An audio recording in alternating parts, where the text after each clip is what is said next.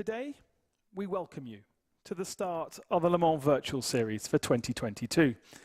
However, with the sad passing of Queen Elizabeth II last week, we wanted to take some time and pay our respects from everyone here at the Le Mans Virtual Series organisation.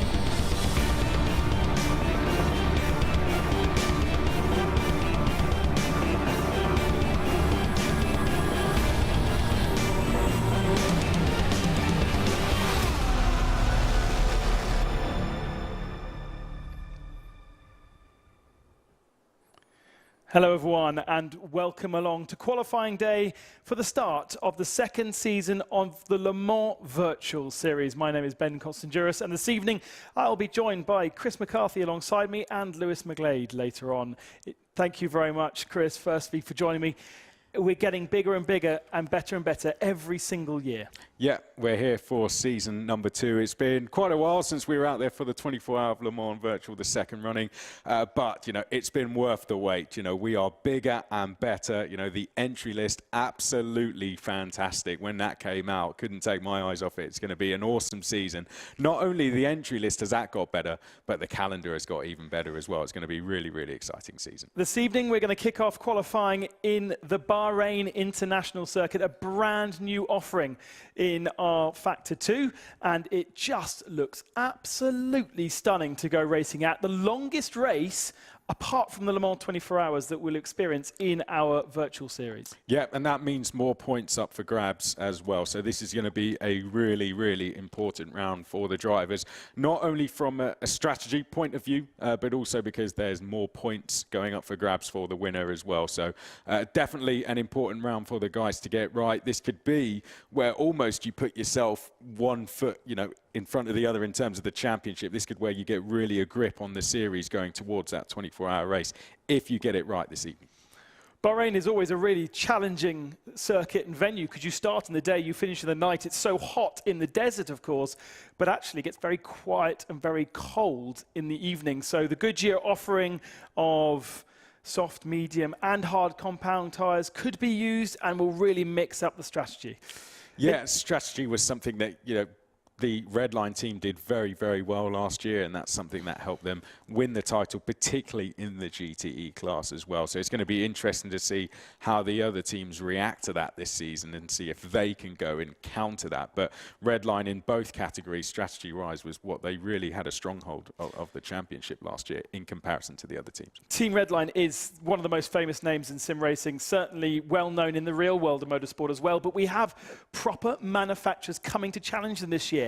Mercedes-AMG. We also have effectively a works Porsche entry in both categories through Coanda.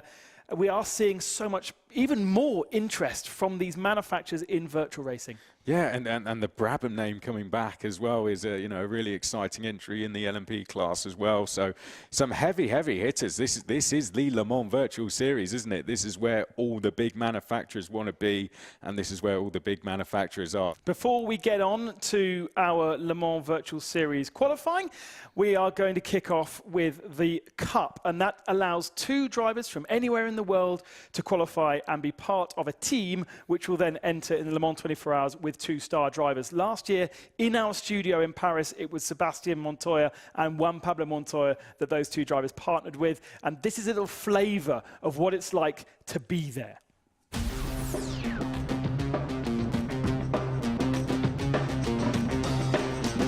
We are seconds away from the start.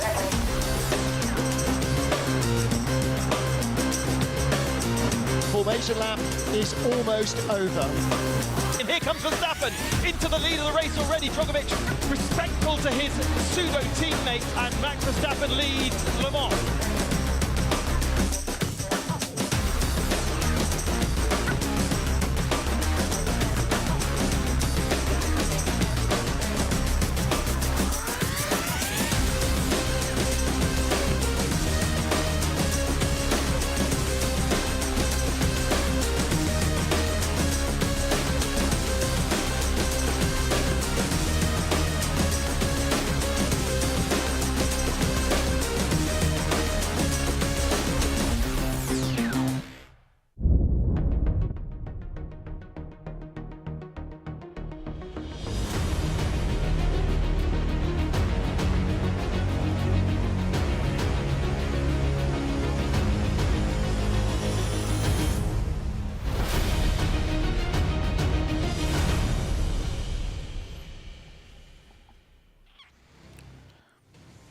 That journey for the prize in the Le Mans Virtual Cup begins here at Sebring. This is where we are going to kick off the battle. Who is going to win that prize that saw Luca Di Meglio and Christopher Hugfeld last year battling with Juan Pablo Montoya and Sebastian Montoya against the rest of the field in the guest car. A fantastic prize it was for those two drivers who raced in the Le Mans Virtual Cup, then went on to race with Sebastian Montoya and Juan Pablo Montoya in the 24-hour of Le Mans Virtual against the rest of the field. And it's gone on to do fantastic things for the likes of both drivers, particularly Christopher Hugfeld, Lewis.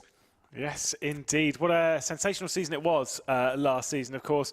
Like we said before, the two that went through, that was Luca Di Meglio and Christopher Hugfeld. Hugfeld, who is actually racing in this season of Le Mans Virtual, but there are still a few things up for grabs. We've said before that there are a couple of drivers as well that took part last season and ended up moving their way on into either a seat in Le Mans Virtual itself or even a seat for this season. Henry Sinnick being one of them, along with Jimmy Nisler picking up drives at the satellite racing. They didn't win the Le Mans Virtual Cup, but they took part and they were scouted by a team. Well, of course, it's great to have you back. Myself, Chris McCarthy, Lewis McLeod called you through all the action last year. And particularly last year, I think one thing we saw was that the battle of the points was very, very close throughout. But one thing we saw last year, Lewis, was drivers getting scouted throughout the season, didn't we? Because not all the drivers had to go all the way to the end of the Le Mans Virtual Cup to end up completing in the series. No, of course not. Like we said, with Jimmy Nisler and Henry Sinnick doing that kind of work, working their way through. They're not the only examples. There are a few others that have gone that kind of distance and that route. And that's why we love a series like this, is that there are other kind of routes, other aspects that people can take to kind of find their way through. It's a fantastic series. We're going to see some fantastic battling all the way throughout. Of course, we're not going to see them go all the way the same series. They're battling for that prize to race in the 24-hour of Le Mans Virtual. Lewis here did a little bit of an explain it into how the Le Mans Virtual Cup works. Here it is for you now. The Le Mans Virtual Cup supports the Le Mans Virtual Series across 4 rounds, with individual drivers battling it out for the chance to participate in the 24-hour Le Mans Virtual next year. Everyone taking part will be driving the Ligier LMP3 with identical fixed setups. Each round will feature multiple splits of 30 participants in a 45-minute rolling start race, with each driver required to make at least one pit stop during proceedings. We begin with the Sebring International Raceway, then we move on to Monza, then to Spa-Francorchamps, before we wrap things up in Bahrain.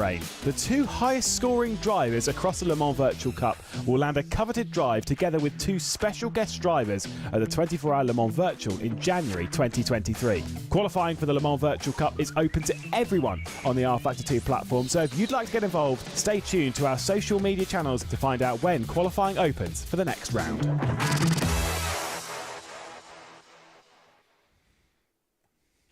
And there it is, all explained for you from Lewis. Now, one thing, of course, we're going to be racing here at Sebring first, and as we did last season, we're going to be doing it in LMP3 cars as well. So talk us a little bit about that challenge, Lewis. LMP3 cars around Sebring, what's that like? Yeah, the tiniest difference to what we had last season. Last season we were in the Norma LMP3. This time we're in the Ligier LMP3. Tiny differences between the 2 cars, which means that some of those that had experience from last season might actually struggle to get used to the subtle nuances between the 2.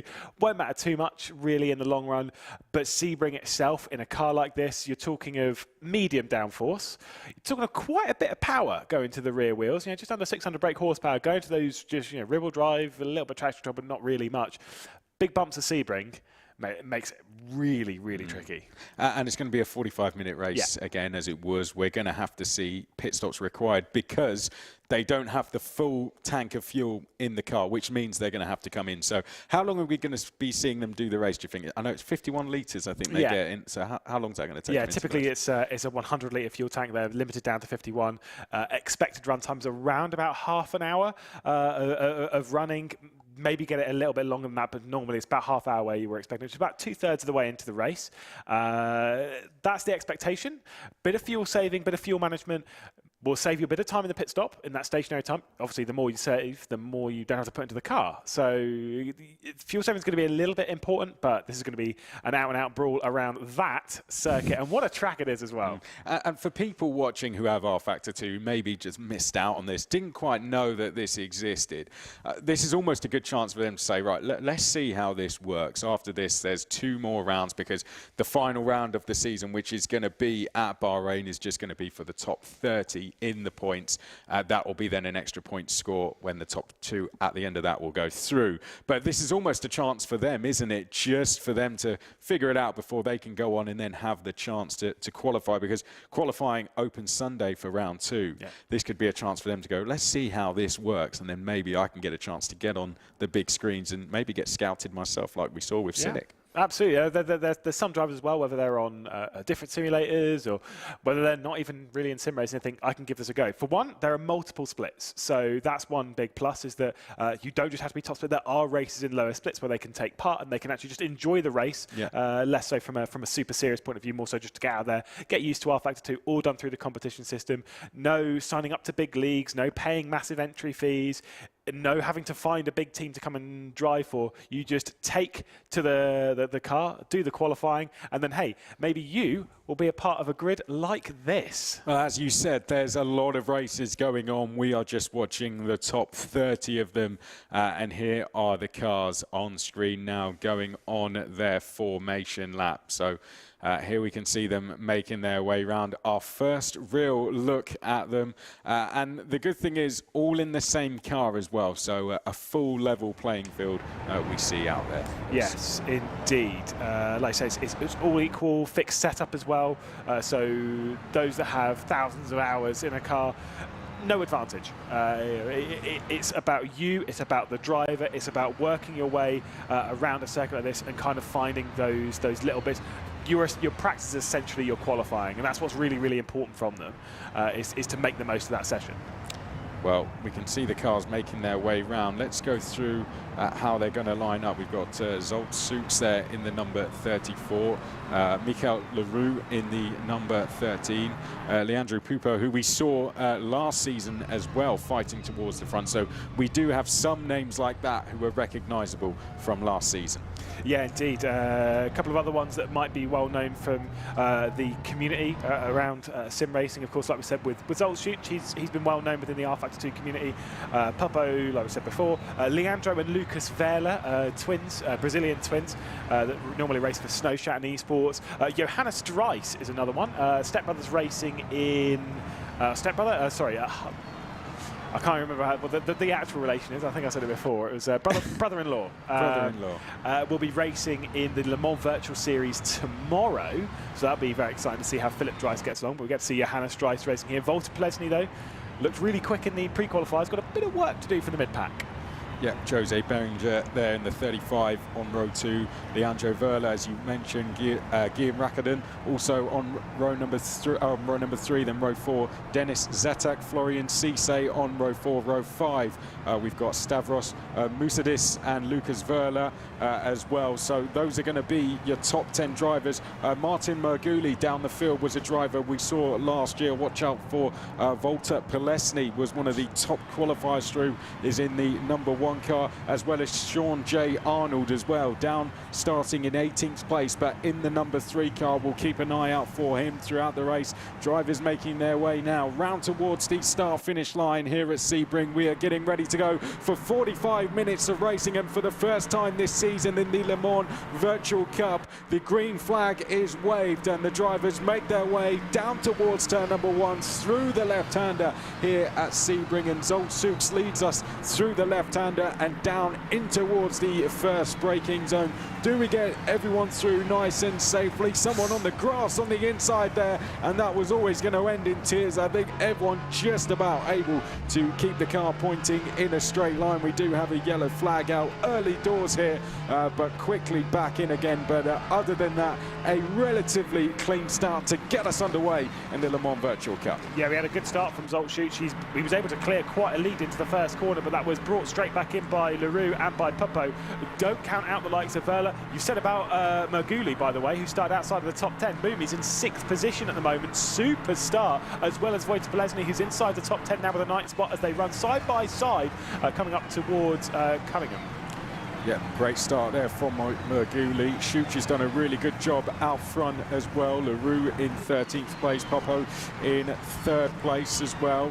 Verla in 4th place, yellow flag going out in sector 2. We can see the number 17. You can see positions live to the left-hand side of your screen. It seems Rakuten has had problems early doors. DNF coming up for him, unfortunately. So that's a disappointing start to his season, but made the top split, so can use that to for some confidence going forward as drivers now make their way onto the back straight for the first time. And it seems Schuch is coming under a little bit of pressure here from Leroux as they make their way towards the final corner. Leroux closing him down here. Remember, this is a long race, 45 minutes, where we are going to have to see them do a pit stop. They will run out of fuel about 35 minutes into the race. So Leroux has got plenty of time here, Lewis, but will he want to make this move early doors, or will he take a patient approach, do you think? I mean, I don't know personally. I know what I would do in this scenario. I'd be a little bit patient, although if Zolcic is going to make mistakes like that, I'd pounce them straight away. This is back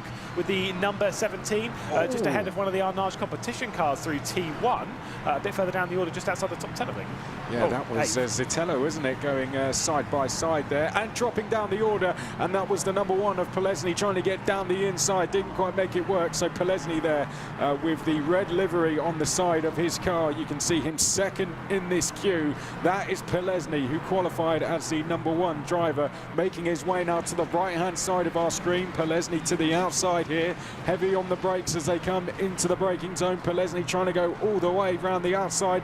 Brave attempt there from Polesny, not quite able to make it work, but this is a battle over 8th place, and this is taking Polesny more time than he'd like to get through into 8th place. He's made a strong start to the race, but he wants to get a move on, and that looked like a move being done there, and I think that was 8th place for Polesny as we look a little bit further down the order. I think here, a little bit further up rather, that's our battle for 2nd place going on. Yeah, indeed, Leroux ahead of Pupo. I've got to say, it was a big send for Wojtek Polesny to get up into that 8th position. I was wondering if that was going to open the door for the Arnage competition of Zetak to try and find through before we get down to the likes of Roland Such as well. It does seem as though Zolcic is just pulling away at the front of the field once again. And you can see this, pulling over to the right-hand side. That's to break the slipstream immediately. Back over to the left, again, trying to break the slipstream before we get into that braking zone of the final corner at Sunset. It's so bumpy. You see how much they were moving around in the first lap. They do bounce over those curbs an awful, awful lot. I think that's is that Polesny again, potentially on the move. We might see a little bit further back. Here's the number 20 car. We can see that Schuch trying to get into the top 10. Polesny is away and clear from this battle now, so you can see Polesny now trying to go after the number 32 car of Verla. Battle's going all the way down the field. They know what's at stake. This is the thing, Lewis, isn't it? They know what's at stake. It's that prize of racing in the 24-hour of Le Mans Virtual as we go side by side in towards the 2nd corner there. Not quite able to make a move. But tell us, for viewers watching, tell us a little bit about the background of most of the drivers we're watching on screen. Yeah, I mean, we've got the likes of Roland Such, who's not got too much. Wojtek Polesny, who's plenty experienced. Dennis Zetak. You've got Paul Auguste Lana, who's a couple of cars back in this battle. In fact, trying to attack Roland Such and moves him out of the way a little bit there. That's Paul Auguste Lana to come straight down the inside and drag it side by side off the corner. Driving in this for a team called Visceral. And Zolcic has lost out an awful lot of time here. He was 8/10 clear before we got to this part of the race. And Schuch is coming under a lot of pressure from Leroux and from Pupo. Yeah, you can see Schuch there. Oh, too deep. He's gone wide, isn't he? Schuch has gone wide there, and he's just gifted up the lead. There goes Leroux through into the race lead, and it looks like Pupo is going to go with him as well. So Zolcic, the pressure of leading the race has got to him. It's not for everyone leading the race there, and Zolcic, unfortunately, not quite able to work with it, and unfortunately running wide there. And Leroux is going to take over the lead of the race there, and I think that was Verla who had to take avoiding action coming onto the back straight there, almost going straight into the back of Schuch, and that's going to be a change of third place. So it gets even worse for Schuch. He drops down to fourth place now. Michael Leroux is our new race leader as we go on to another lap here at Sebring. Really important though for Zolcic to climb out of his own head just a touch. You need to focus on the race at hand. You need to focus on what's going on ahead. Sure, you've lost out a little bit of time. You might have overheated your tyres ever so slightly, which is a big deal on rFactor 2. But realistically speaking, it's not too big of a deal. Zolcic is more of an open wheel specialist. So this is a totally different beast. I can't even describe the level of difference between an open wheeler and the Ligier LMP3. But it's very important for him to keep his to get his head back in the game, get his head back in the race. You might have lost the lead now. Save fuel, bring the tyres back in, and attack late on in the race. Those are the really important things as the yellow flag comes out once again in the first sector. That sounds like it's a crash in T1. Yeah, I tell you what, I think it might be Mia Rose because she's tumbling down the order, sadly. She was running in P12 and now she's dropped down to 23rd place. Make that off the screen, so that's a real shame for her because she climbed up the order nicely. Three wide we go, and that is going to end in tears and has done, unfortunately. There we can see that was just never going to work. Too many cars into one corner, and we've seen two off on the inside on the grass there. Didn't quite see who that was going off, but we will see cars dropping down the order on our timing screens now. But here we can see Maki Yupi was just ahead of this Juha Mäki-Jüpi, so it was battles going on for just outside the top 15 positions, that looked like, but Juha Mäki-Jüpi was just able to escape that. Schuch in the number 20 running in 12th place. About to drop to 13th place, I think. Good move that from Mäki-Jüpi. Mia Rose, we believe, is coming in, unfortunately, so that's a real shame. Here we can see a replay of what happened. Yeah, down into T1, out wide, rejoining. Oh, it'd be down to the third corner. Just a little bit of contact, and unfortunately, when you get onto that bit of grass out there, you are a passenger. Did manage to get back onto the road and get back going again, but big send-off like that. It's a slight bit of contact, but it's all you need at that. A little bit of wheel-to-wheel, and you're onto the grass. And whoa, big moment from Varkonyi. Wow, that's a big moment. That was a good save, wasn't it? Mia Rose is down in 23rd place, by the way, so we'll see what she can do from there. But Zoltan Varkonyi having a good save. And is going to have to fight with the car again, really wrestling away, isn't he? Zoltan Varkonyi, as he tries to work his way towards the top 10, and that's a good move round the outside. Whoa. I think that might put him into P12. Someone going across the grass just behind that. Was that Schuch that might have, or was that the number 23 perhaps we saw going across the grass? But Mäki-Jüpi and Varkonyi, we saw side by side. Varkonyi doing a good job round the outside there. Everyone really going for it. It is the first round, so the mentality of some drivers, it's for some, as you mentioned, bit of a new car for them, new championship for them. They all want to score big, and that could be getting to some of the drivers here. Yeah, including our early race leader as well, who's Zolcic, who's dropped back to 8th position at the moment. So has clearly had more of a moment. The thing is, so we saw a couple of lockups, right? This could be from overheating tyres. Now, this is a fixed setup. That means there's not much more you can do.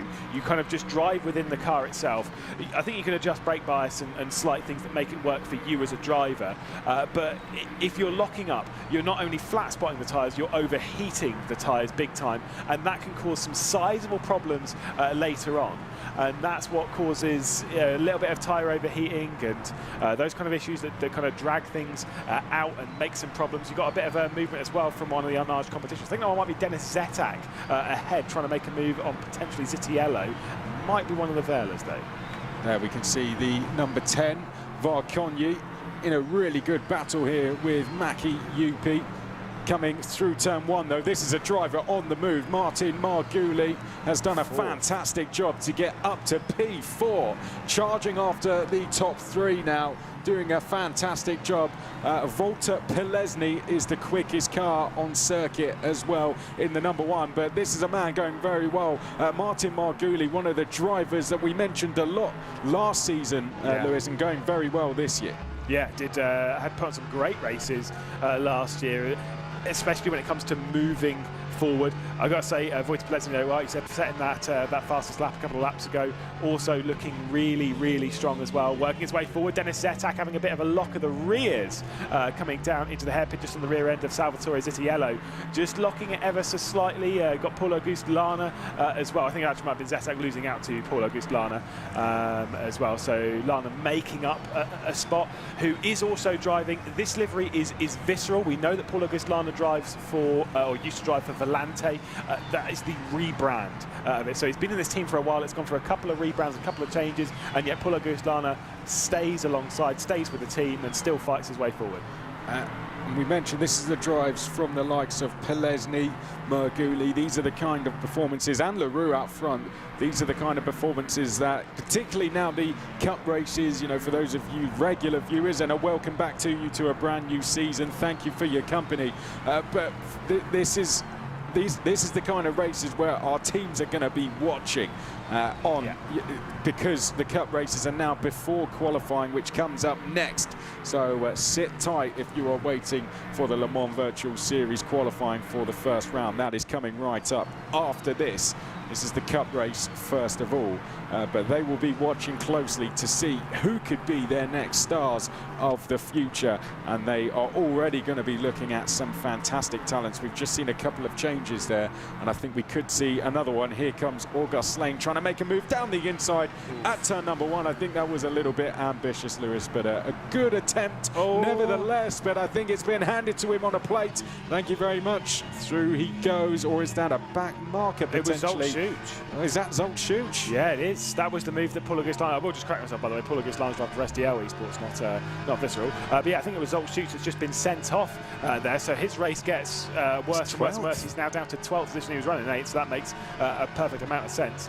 But yeah, like you're saying, with some teams and drivers and whatever, there are a couple of teams on this grid that have an entry in of course, the Le Mans Virtual Series, including that pink and white. You'll get used to seeing these colours because that is our Nage competition. They do have a Le Mans prototype in the Le Mans Virtual Series. Now, I don't know if they're trying to field an extra car for Le Mans Virtual later on down the line, or whether they're just, you know, the drivers in this, maybe they're just trying to get an extra little bit on the grid, or just prove themselves, actually, maybe I should be one that you should pick in the squad as well. I like those little dynamics within each team.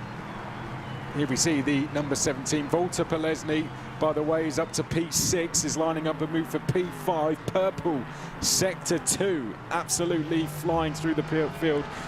Here we see Zsolt Szucs. Can we work out what on earth is going wrong here? Our pole sitter, and it's all gone wrong, hasn't it, for Zsolt Szucs? Is this just a case? It doesn't look like there's any particular problems with the car. Slight left-hand down, I think. It's quite hard to see from this angle, but I do believe it would be easier if we see an onboard from another car as well. But it does seem, yeah, see, I do think that is slight left-hand down. He's got damage to the, there we see it. And I think that is on the rear as well, because that's where, I said before, when it comes to damage on a car, on a race car, you want front-end damage, not rear-end damage. Front-end damage will normally create a little bit more understeer, etc., etc.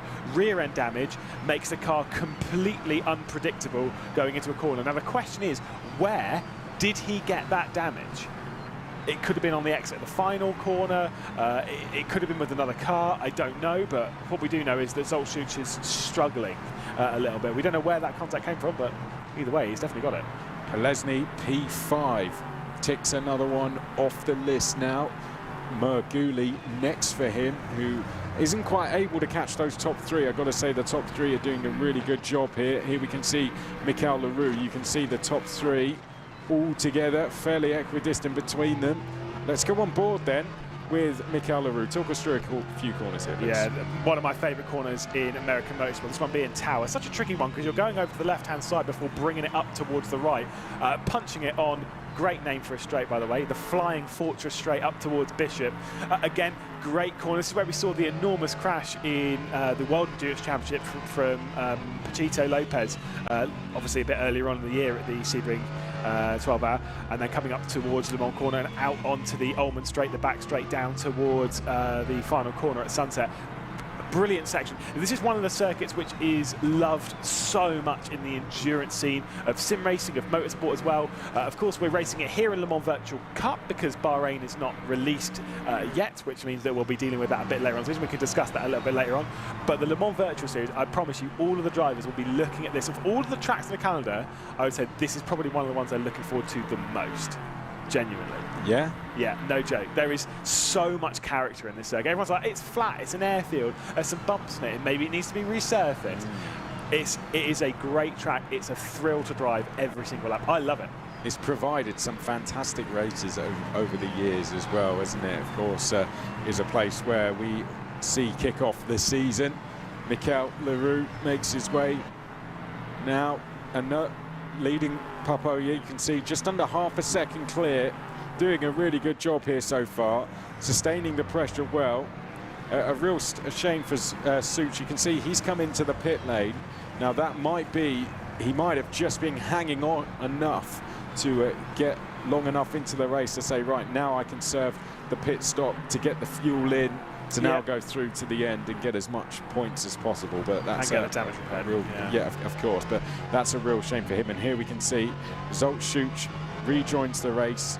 It would have been a longer pit stop than required, or has he not been able to fix that damage? I don't think that damage has been fixed. At least from that slight clip we had there on the onboard, I don't think the damage has been fixed for Zoltschuk. So I'm not 100% sure, but either way, we'll take a look as to what happened and where he got that damage. This is Zoltschuk. Oh my goodness! Yeah, he got sent off there. Wow, that was a big send off as well, and heavily into the barrier. No wonder he lost so much time. There we go. Not sure who it was that sent him off, though. I didn't quite catch the number there. It was, I think that was after he'd started dropping back. I think it might have been, this is a wild stab in the dark, it might have been, Careful. I'm not throwing anyone directly under the bus. It might have been Leandro Vella, it might have been Mergulli. I don't think it was Mergulli because I think Mergulli was too far back by that point. I think it might have been Leandro Vella, but I won't throw him too far under the bus. I do actually quite like Leandro. I like both of them. I have to say, Mergulli is being caught here by Walter Polesny and is about to be overtaken. Polesny is about to pass Mergulli. He is 1/10 of a second back.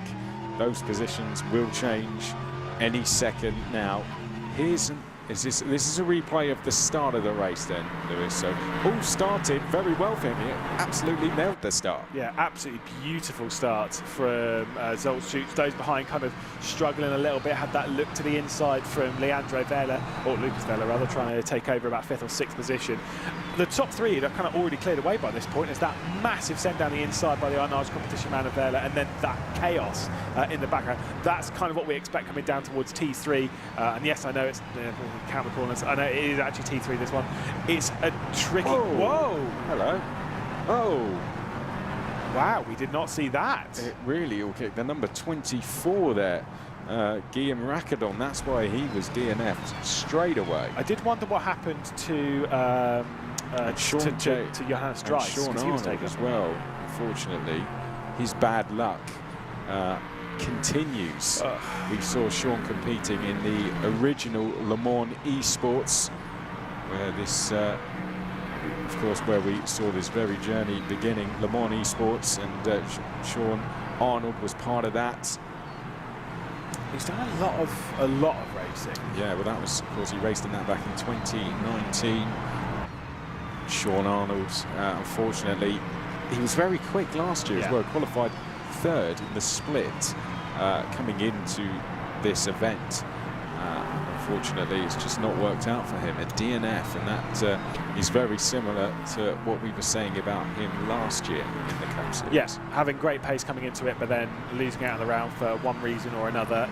That's sometimes how it goes. That is just how these races tend to unfold. Bit of a moment there from Popo as well. So Leandro Vella is going to look to the outside and doesn't send it in the number 27. But I will say there's a little bit of a gap forming between 1st and 2nd. And also Polesny up into 4th. 6 seconds behind. Is he going to be able to catch? Here we go. Talk us through this one then. This is Sean Arnold going out. Yeah, down the inside. He lost it. He absolutely lost it on the rear himself. That was like he was going side by side, fair enough. And I think this might be a pulling over to escape to get off. Maybe he had too much damage. Maybe it was a solid RQ. But either way, out of the race, unfortunately for Sean Arnold. Bit of a shame. Yeah, it seems the latter, doesn't it? It's a shame. Hopefully we see him back in the next rounds of the event. And if you're watching this and you fancy a little bit of it, qualifying for the next round is live from Sunday until the 25th of September. Round 2 will be at Monza on the 7th of October. Make sure you get your qualifying laps in. All you have to do is go on rFactor 2. Head on to our website and our social media for more information on how you can take part. It is completely free to take part. So get on there and get your lap setting. You will enter no matter how quick or how slow or fast you are. But if you're in the top 30 of the qualifying lap times set by the 25th of September, then you will take part in the top split, which will be the televised event, which goes out live before the Le Mans Virtual Series qualifying, which will be following this. Of course, qualifying for round 1 of the season 2 coming up next. Yeah, and also, you know, if you're on the rFactor 2 competition system, there's a lot of other stuff as well, whether it's taking part for this Le Mans Virtual Cup. There's also plenty of other series and stuff. There's so much to do when it comes to the competition system. So it's a great thing that's constantly evolving, as we'll take a look on a replay as we see on board with the number 14 being Havasi. Ooh, that was a big slam into the barrier, though, from Darius Andre. So a bit of an issue there. Now, Walter Polesny has just taken a huge, and I mean a huge chunk of time out of the top 3. There might be a bit of fuel saving going on here with our top 3. Either that or Walter Polesny has been doing the same. We are getting close to that point, surely. 45-minute race. How far away would you say we are now? I would genuinely say, like, you want to run this out as long as possible. So one thing that, right, let's talk strategy. Let's talk shop. We're not expecting tyre changes, right? We're expecting to run these tyres to the end of the race, which means because you're not going to be taking advantage of an undercut, because there is no thing to take advantage of. You're running on the same tyres. If you come in and then fuel up, you're just putting more weight onto the same tyres. You say we're not changing tyres, and that's because... I don't believe so. I don't. In a 45-minute race, if you're stationary for too long, I think you just want to run the same tyres. Obviously, you know, changing the tyres will make a pit stop 15, 20 seconds longer. Not worth doing. Stay on the same tyres. Whoa! Hello. Was that a back marker? It must have been. Must have been a back marker. That was very scary, though, for our race leaders coming through. My goodness. I don't think someone... that must have been, yeah.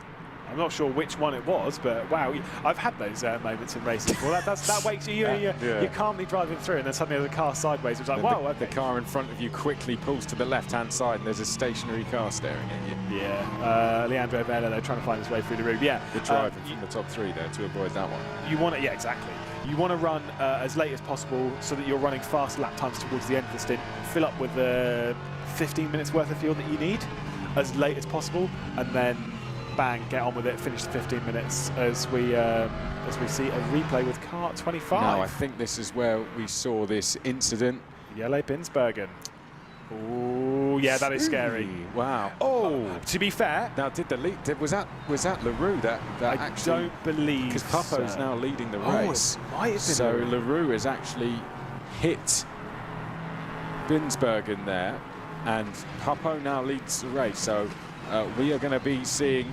I wonder, are we going to be seeing? Oh, it was an orange car. Yeah, a bent steering wheel on LaRue's car as well. Now I wonder. Are we going to be seeing similar steering damage to LaRue's car? We're on board with 3rd place Verla. This is looking back from Papo, who was in the right place at the right time to avoid the car there and go through into the race lead. LaRue had done everything right, but Binsbergen just spun at the wrong time. It's bad luck, unfortunately. For me, Yellow Binsbergen does the right thing as well.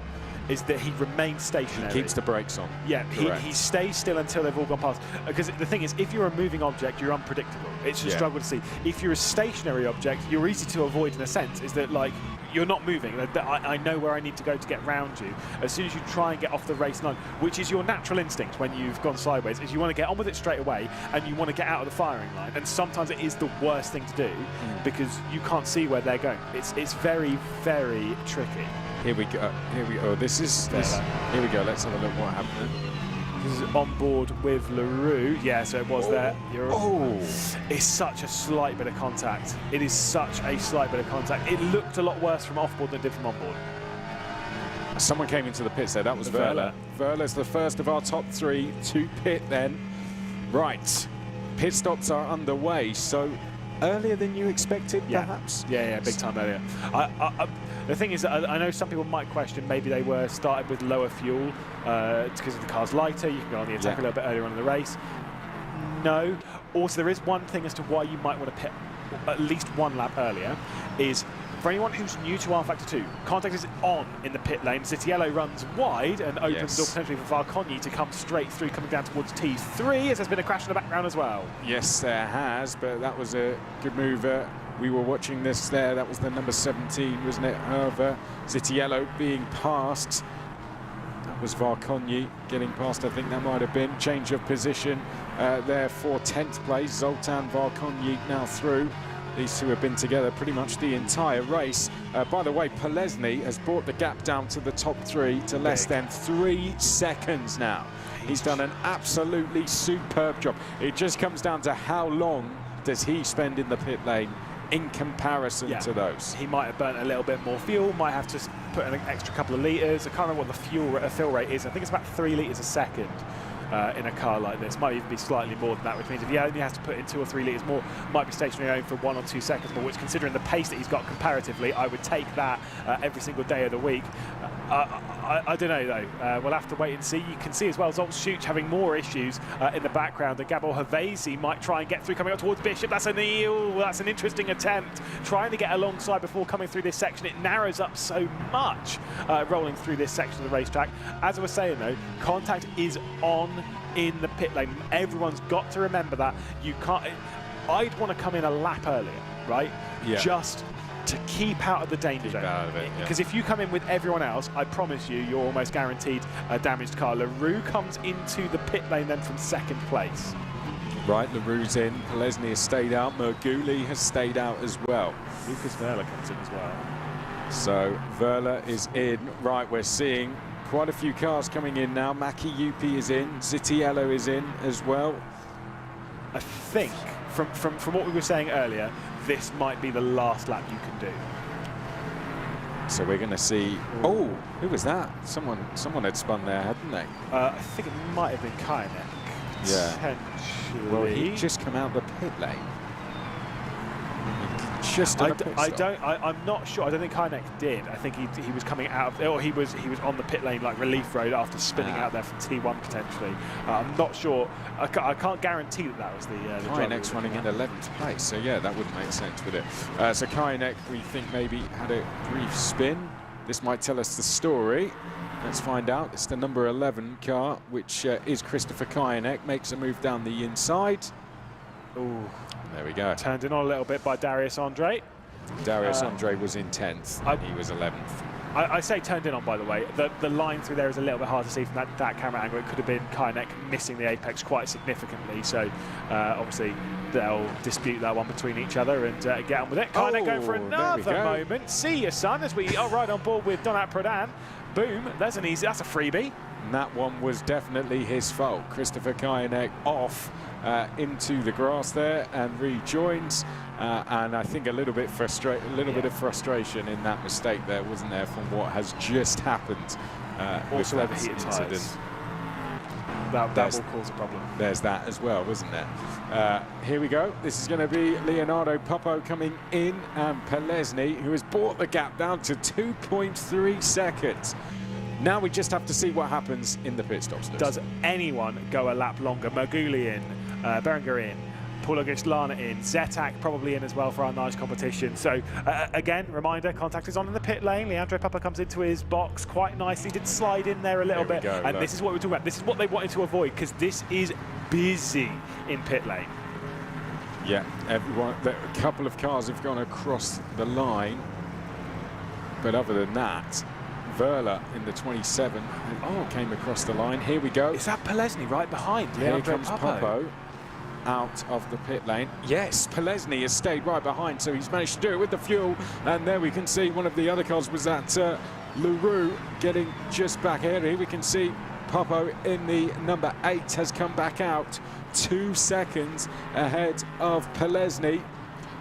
Leroux is actually behind this, isn't he? So Verla in the 27 went across the line, but look what that's done to the top 3. I mean, I know it says 2 seconds on your screen, but I can guarantee you that gap between Popo and Polesny is lower than 2 seconds. That is incredibly close between the two of them. So Polesny, there you go, it's updated there. 1 second. 1 second. He's got Wow. Verla directly behind. Polesny, after starting in the mid-pack of this race, is on the charge and is well in contention for victory here this evening. Verla in 3rd, then we can see Leroux next along in 4th place. Here's a busy part of the circuit where we see Gabor Hevesi, as we saw loads of the cars just piling into the pit lane. It got very busy. Hopefully there were no incidents. This is the number 14 car of Hevesi, which is in the midfield, just behind Varkonyi. Mass ahead of that, Zitiello behind, Schuch in the 34 next. Rose, who is trying to recover after that off a little bit earlier in the race. An unfortunate incident for her on the recovery, 21st in the race so far. No doubt carrying a little bit of damage on that car, though. Let's say you're Zolcic, right, who qualified as the 30, he's in the number 34. That's the position they essentially qualified their way into this in, which means that he wasn't even supposed to be in split 1. He was supposed to be in split 2, and yet he started it, he led a lot of the front, and yet I guarantee he's still going to be super disappointed. We can see Roland Schuch losing out a position here against Zitiello, or trying to go side by side with him anyway. Yeah, side by side we go, and Zitiello gets down the inside, and that's going to be a change of position a little bit further down the field, but only briefly on the switchback. Schuch is going to get a little bit further behind, but Zitiello will have the inside line coming down towards the first corner, and Zitiello will get the place confirmed in towards turn number 1. Good driving from the pair of them there. Good racing going on in the Le Mans Virtual Cup once again. Oh, too deep. That is way too deep from Zitiello. On the brakes, as you said, and he's opened the door, and good driving leaves enough space on the inside. Lucas Verla has the best seat in the house for this one. Is he going to give Zitiello a little push down the inside here? I think he's thinking about it, isn't he? Which way do I go? Left or right? He's going to go to the outside as they make their way down into the braking zone. And Roland Schuch just ahead, but only for the corner. You can see Zitiello now back alongside once more. They stay side by side for half a lap around Sebring. Have you ever seen anything like this? They're still going to be side by side, but Roland Schuch there comes out ahead, just ahead of Zitiello. Yeah, I've seen some side-by-side around Sebring. When it lasts that long, you end up losing a lot of time and you frustrate those directly behind. I think Zitiello is struggling a little bit with the car. I think Lucas Verla is struggling a little bit with the car because he's gone in way too deep there, and Cameron Barker might find his way past in all that through Tower. But that was a bit of a moment as we head back up to the race lead. Popo with Polesny and Verla as well. The trio separated by 6-7 tenths of a second. Here we go, Polesny lining up a move for the race lead. This has been a long time coming. He's had to work his way through the order. Polesny, who qualified as the quickest coming into this event, started down the order though. Polesny has worked his way forward. He's run a little bit too wide there though, getting a little bit too keen. Now he's going to have dirty tyres coming down in towards the second corner. He's going to have to get the tyres back again.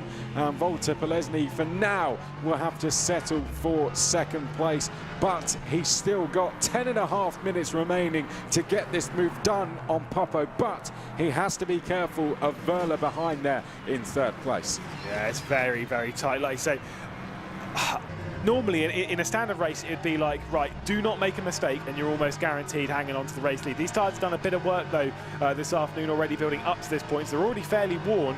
Polesny's probably more so than most, as he now looks inside, outside, and absolutely sends it. Big move from Wojtek Polesny. Brilliant move from Polesny there, sold the dummy and went down the inside. Fantastic driving from Polesny, and that is the race lead with 10 minutes to go. Is Papo going to have anything in response? No, he runs wide under braking, trying to keep up, and there we can see the view from behind as Wojtek Polesny drives off into the distance and leaves Papo and Verla behind to dispute second place. Fantastic driving from Polesny. What a move to take the race lead. Has made a lot of good moves so far this race, but he definitely saved the best one till last. Papo and Verla will now dispute second place. Leroux trying to close in fourth place here. Auguste Slade is in fifth place.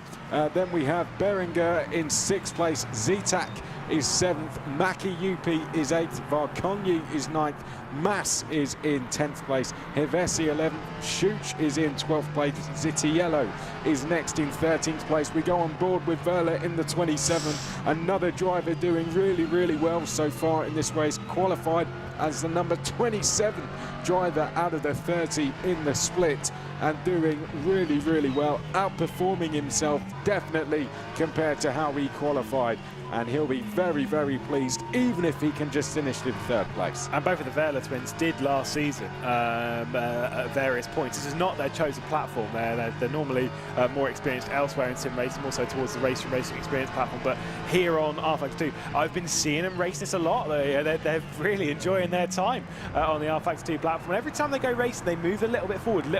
This is certainly the best that I've seen out of Leandro Verla at all on this platform. Lucas Verla's had a bit of a tougher break this race, but still looks plenty fast enough himself. But for Leandro, looking really strong right now. I don't think has the pace to challenge for the race lead, but certainly could grab over that second position, because Papo's tyres look like they've certainly overheated, particularly on the fronts. Yeah, like you said, we have done pit stops, but as Lewis mentioned before those, they would not have changed the tyres. They're on the exact same tyres that they were running when they came into the pit lane. The only thing they have done is injected some fuel into those cars to take them through the last 10 minutes of this race. Leandro Verla is on our screen. He's running in third place so far. This is the Le Mans Virtual Cup. At the end of 4 rounds, the top 2 will go to the third running of the 24-hour of Le Mans Virtual, and they will compete in the guest car. Last year we saw Luca D'Amelio and Christopher Hoopfeld, the top 2, compete with Juan Pablo Montoya and Sebastian Montoya, who was recently competing in the FIA Formula 3 Championship. They competed in the guest car together. Who is going to follow in their footsteps? So far, Polesny and Papo are doing a really good job. There's still a long way to go. It's a point scoring system. The first 3 rounds will see the top 30 qualify through to the 4th round, and then at that 4th round more points will be scored, and at the end of that the top 2 will be chosen. But throughout we may see drivers scouted off as we see some running wide. I think that was a back marker. Possibly was that it was Varkonyi. Yeah, definitely Varkonyi losing out to Julien running Mas. wide, unfortunately, so Julien Mas goes through. But we may see drivers, as we saw last year, being scouted, and I tell you what, the likes of Verla, Leroux, or Gastelane as well, who's putting in a fantastic performance. These kind of performances will see these drivers getting noticed by those teams. Racing in the Le Mans Virtual Series, where qualifying for the first round of the second season comes up in just a few minutes' time. Yeah, and that'll be a big qualifying session, of course. Moving to a slightly different circuit, of course, that will be done at the Sakir International Circuit. We'll talk about that a bit later on. But focusing on the race at hand, just in the back of the top 10. Like I said, it's points scoring. Points mean prizes, etc., etc. We know all that. Well, you can't score points unless you're finishing well. And to be fair, genuinely, round 1, I would absolutely take a top 10 finish. Yeah. Absolutely. And so for these lot, I'm okay with it. you've got to be in it to win it. You've got, consistency is key in a championship like this, isn't it? Christopher Högfeldt, he's a perfect example, isn't he? He wasn't someone who was winning races all the time, was he? He was in and around the top 5, in and around the top 10 He was always in there in the top 10, but in and around the top 5. I remember the Nordschleife, he put in a particularly good performance, but he always had himself up there, and it was just the case for him. Luca Di Meglio, of course, was a driver who walked away with a few of the races, but he was someone who just scored incredibly consistently, and that's what's seen him get noticed by RHE. And stick with us, because he is competing this weekend with the RHE team. He's been signed by them as a result of his performances. And he never won a race. Looking at the results from last season, he finished 4th in the first race at Monza, then 6th, then 2nd the final round of the actual main championship, and then in the final race season where it was about the top 2, that one, he finished 2nd behind Luca Di Meglio. Never won a race, and yet now we do see him taking part in the Le Mans Virtual Series as an actual driver, not as an entry for winning a. He's been signed by a team. He's taken part for a proper professional team as well in RHE. It's a big move, and it's all changed by moments like this. All bit of wide there though as we ride on board with Havasi Varkonyi. He's gone wide and very wide.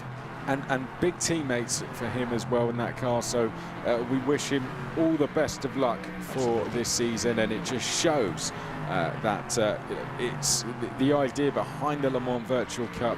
It's a proven system. It's seen drivers getting picked up, and these drivers not signed to these big outfits. This is the chance for them to show what they can do on the big stage and go on and make careers for themselves in esports, because that's now what Christopher Högfeldt has a chance to do. He has a chance to make a career for himself out of this. In one of the biggest teams in sim racing. There are a lot of heavy hitters in the sim racing world, and RHG's in there. A bit of lap traffic as well for Pupo to navigate. He's still having to worry about Verla directly behind me, right on board with Leandro Verla. Prelesny's gone. See you, son. He is checked out from this battle. Roughly 2 laps left to go here at Sebring. Prelesny's not a part of this battle anymore, but Pupo still hanging on to second position, hanging on to the valuable points that second place has. I say it one more time, qualifying for the next round on rFactor 2 opens on Sunday, and it'll be open until the 25th of September. 248 drivers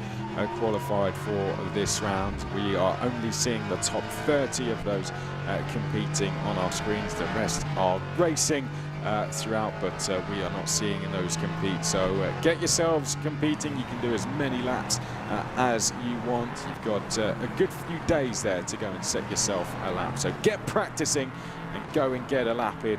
And maybe next time you'll be on our screens and showing yourselves in front of these big outfits we see watching on. Here we go then, let's go back to this, because this is a very important battle, not only for this race but in terms of points as well. Remember that only the top 2 go through, and that'll be on the mind of Verla. If he can finish in the top 2 here, for his confidence and psychologically, that will be a big win for him. Yeah, absolutely big time. Zoltz, by the way, has come back into the pit lane, so a big shame for him. Unfortunately, he drops down now, down to 28th position. Big shame. Leandro Verla certainly looked more than fast enough to get past Pupo, but it's a hard circuit to pass that. Slipstream is not king in a car like this. That's a little bit wide, though, onto the Ullmann straight from Leandro, from Pupo. And I think Verla, this is the best opportunity for him to make a send, and I'm not 100% sure if he was going to do it as we take a look on the replay with what happened to Zoltz. Whoa, see you, son. Well, there we go. That was a big one. Up and over for Zoltz. Ends spectacularly. Started at the front, ends upside down, sadly. It's all gone horribly wrong for Zoltz. Started the race from pole position. We saw him leading the field through there. Sadly, he ended his race in a very different situation. Whoa, there goes Verla off the circuit. Wow. Manages to get it back on, and that could be his last opportunity to get past. Has been putting the pressure on Pupo, but Pupo has sustained that pressure incredibly well. And there we go. I think that's second place confirmed for Pupo, unless we see him make a mistake now, or hit that lap traffic in a bad place. Yeah, which could be pretty important. But you can see as we look at Pupo, a fair way behind Wojtek Polesny. They've lost 5 seconds. They're on the final lap of this race. And Pupo, having kind of lost lap from defending, was losing 2 seconds a lap to Wojtek Polesny whilst defending. We look back into this battle with Julien Mas, with Havasi. Oh, big moment, he's a bit of a send as well. And Julien Mas has been sent around at the hairpin. Oh, that's such a big shame. He loses out to Varkonyi, he loses out to Roland Schuch as well.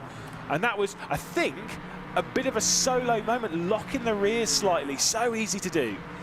Really unfortunate way to end. Of course, it is the last lap. In a battle like that, they are giving it absolutely everything. And one man who has done that and has done that incredibly well is the #1 car. He's going to finish with the number on his car. Wojtek Polesny comes down the back straight for the final time. Into the final corner he comes. He's driven a superb race. He might not have started from the front, but that is where he's going to end. A hard charge through the field for Wojtek Polesny, and he is going to take victory in the first round of the Le Mans Virtual Cup. A fantastic performance from Wojtek Polesny, a superb move to get himself into the lead as well, ahead of Leandro Pupo, who's done a fantastic job to finish in 2nd place. Verla gave it absolutely everything in 3rd place, but couldn't quite get enough to get past Pupo there. Fantastic driving nevertheless, and good points in the bag for the number 27, but no one could quite keep up with Wojtek Polesny. He had to really work for that. I'm not quite sure how he was able to make such progress and still maintain the same amount of fuel as his competitors as well. He's driven a superb race. It was just by the smoothness. If you kind of watch it with how he was when we were riding on board, when he was going through the battles, we saw Pupo running wide for a few corners, we saw some issues through all of that, but it was the absolute overwhelming smoothness from Wojtek Polesny that looks after tyres. It looks after fuel, and it's proof that you don't have to be attacking every single corner like your life depends on it. Back off a little bit, drive within the car, drive within yourself as well. Absolutely fantastic, wasn't it? And he didn't panic throughout the race either, did he? He just ticked them off one by one. He knew there was 45 minutes on the clock, and not all drivers, some drivers forget that sometimes, don't they? Yeah, I think that's where Zolcic might have lost a little bit. Obviously, he got a little bit of contact, but, you know, as we can see some of the things that happened from earlier on in the race, that was the point. I thought Zolcic was gone. I thought he was gone at the start of the race. I thought we weren't going to see him again, but he got brought back in. And then I think he got a little bit in his own head with a couple of those mistakes. Yeah, I was going to say, obviously, our season gets bigger and better, but so does our studio, doesn't it? Absolutely fantastic to have this behind us this year. There we can see contact coming down towards turn number one. We had a couple of drivers, unfortunately, hit trouble. What are they going to have to do coming back into the next round? There we can see some of them, unfortunately, ending up points-wise. Of course, they're going to be on the back foot. Is it going to be a case of, look, just remember, I'm on the big stage here. Of course, they're going to have to qualify still. Every time they have to qualify to be in that top 30. But it is a case, look, if I can go out there and get a win or a podium in, then I could get spotted. Oh, 100%. It's not even that. And also, like, we even stay in the top 2 in this championship. I think one bad round is kind of like not awful, right? That sounds crazy, but trust me, over the 4 rounds that we're going to have in this season, we go racing at Monza, we're going to have drama at there, we're going to have drama at Spa, we're going to have drama at Bahrain as well.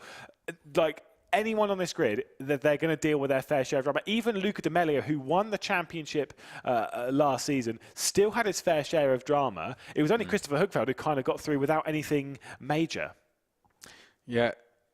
Zolcic we saw there, unfortunately, a real shame for him. Sean Arnold as well. That was another one. You know, Again, massive shame. Again, Sean Arnold. Such a big shame.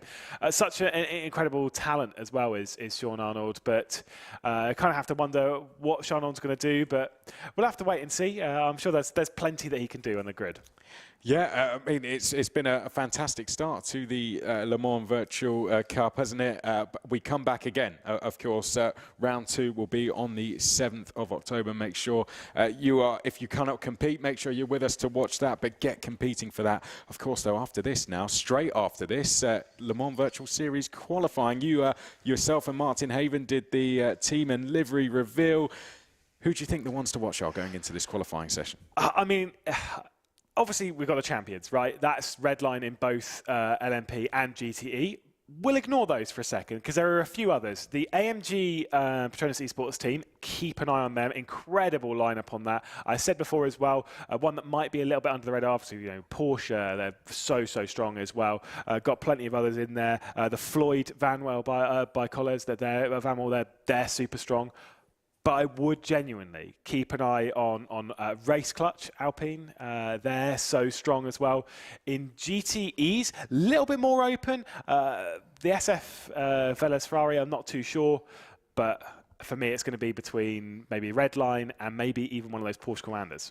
Well, thanks very much to Lewis. We are going to do a quick pit stop and driver change of our own. Myself and Ben will be back to call you through qualifying just after this.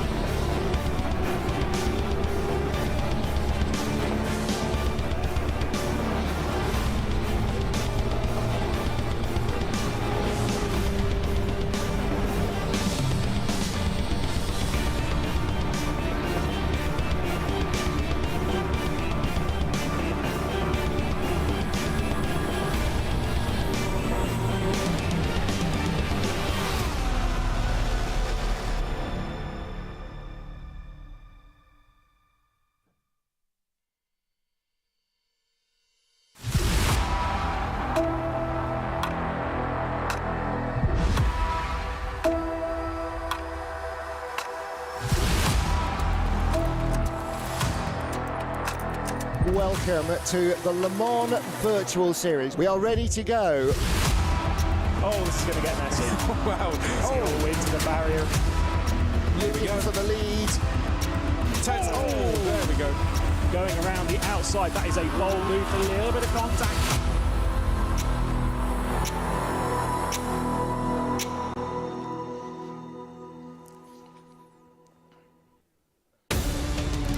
The deserts of Bahrain, the Bahrain International Circuit is the venue for the first round of this year's Le Mans Virtual Series, and we are getting set for qualifying for what is the best and biggest stacked grid of LMP2 and GTE cars that this competition and sim racing has ever seen. I cannot wait to introduce you to some of the biggest names in the world of sim racing and real-world motorsport participating virtually here in a brand new circuit for rFactor 2, the Bahrain International Circuit. And doesn't it look stunning? You can't tell between the real and the virtual shots between our different mix-up of GVs here.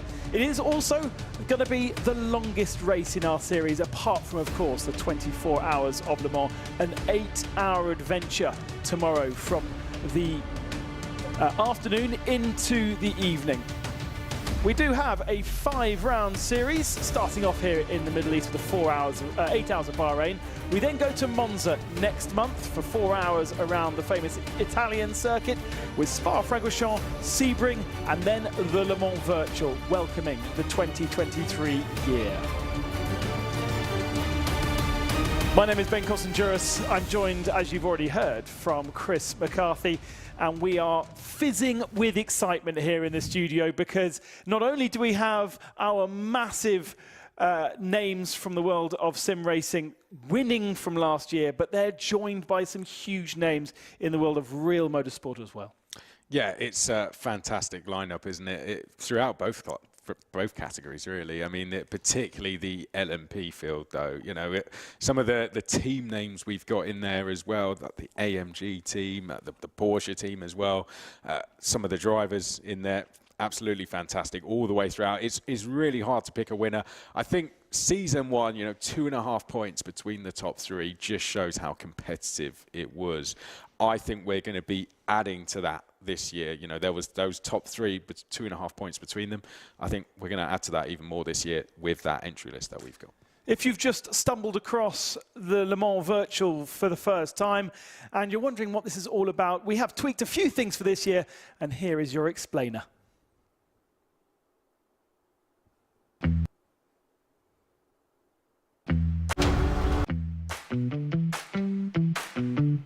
The Le Mans Virtual Series will be run on the rFactor 2 platform and includes a 40-car field, which will be increased to more than 50 for the series finale. Each race features multi-class racing between Le Mans prototype and GTE cars. There will be driver changes, dynamic weather, and day-to-night transitions. The calendar will begin in the Middle East for the 8 hours of Bahrain at the Bahrain International Circuit before we head to the Temple of Speed for the 4 hours of Monza in October. A visit to the Ardennes Forest in November for the 6 hours of Spa-Francorchamps, and then we go stateside for the 500 miles of Sebring in December to round out the year. The 24-hour of Le Mans Virtual will close the season with a January finale. Each team roster comprises of 4 drivers, with 3 being required to participate in each race. Teams must field 1 FIA-graded driver in their lineup in at least one of the events. Each driver will need to meet minimum and maximum driver times, and teams will work to create their own setups to optimize performance and strategy. Full simulation includes fuel usage and tyre wear, so strategy will be the key to success. Mechanical failures such as engine and brake failure can and will play a part, with aero damage caused by collisions affecting the car's performance, but can be repaired in the pit stops. The race director and stewards will oversee on-track action and will apply penalties if necessary. The prize pool is $250,000 across the series, half of which will be separated between the series itself and half will be awarded for the 24 hours finale. It will be split equally between both categories, and the top 10 finishers receive prize money according to their position in the series standings.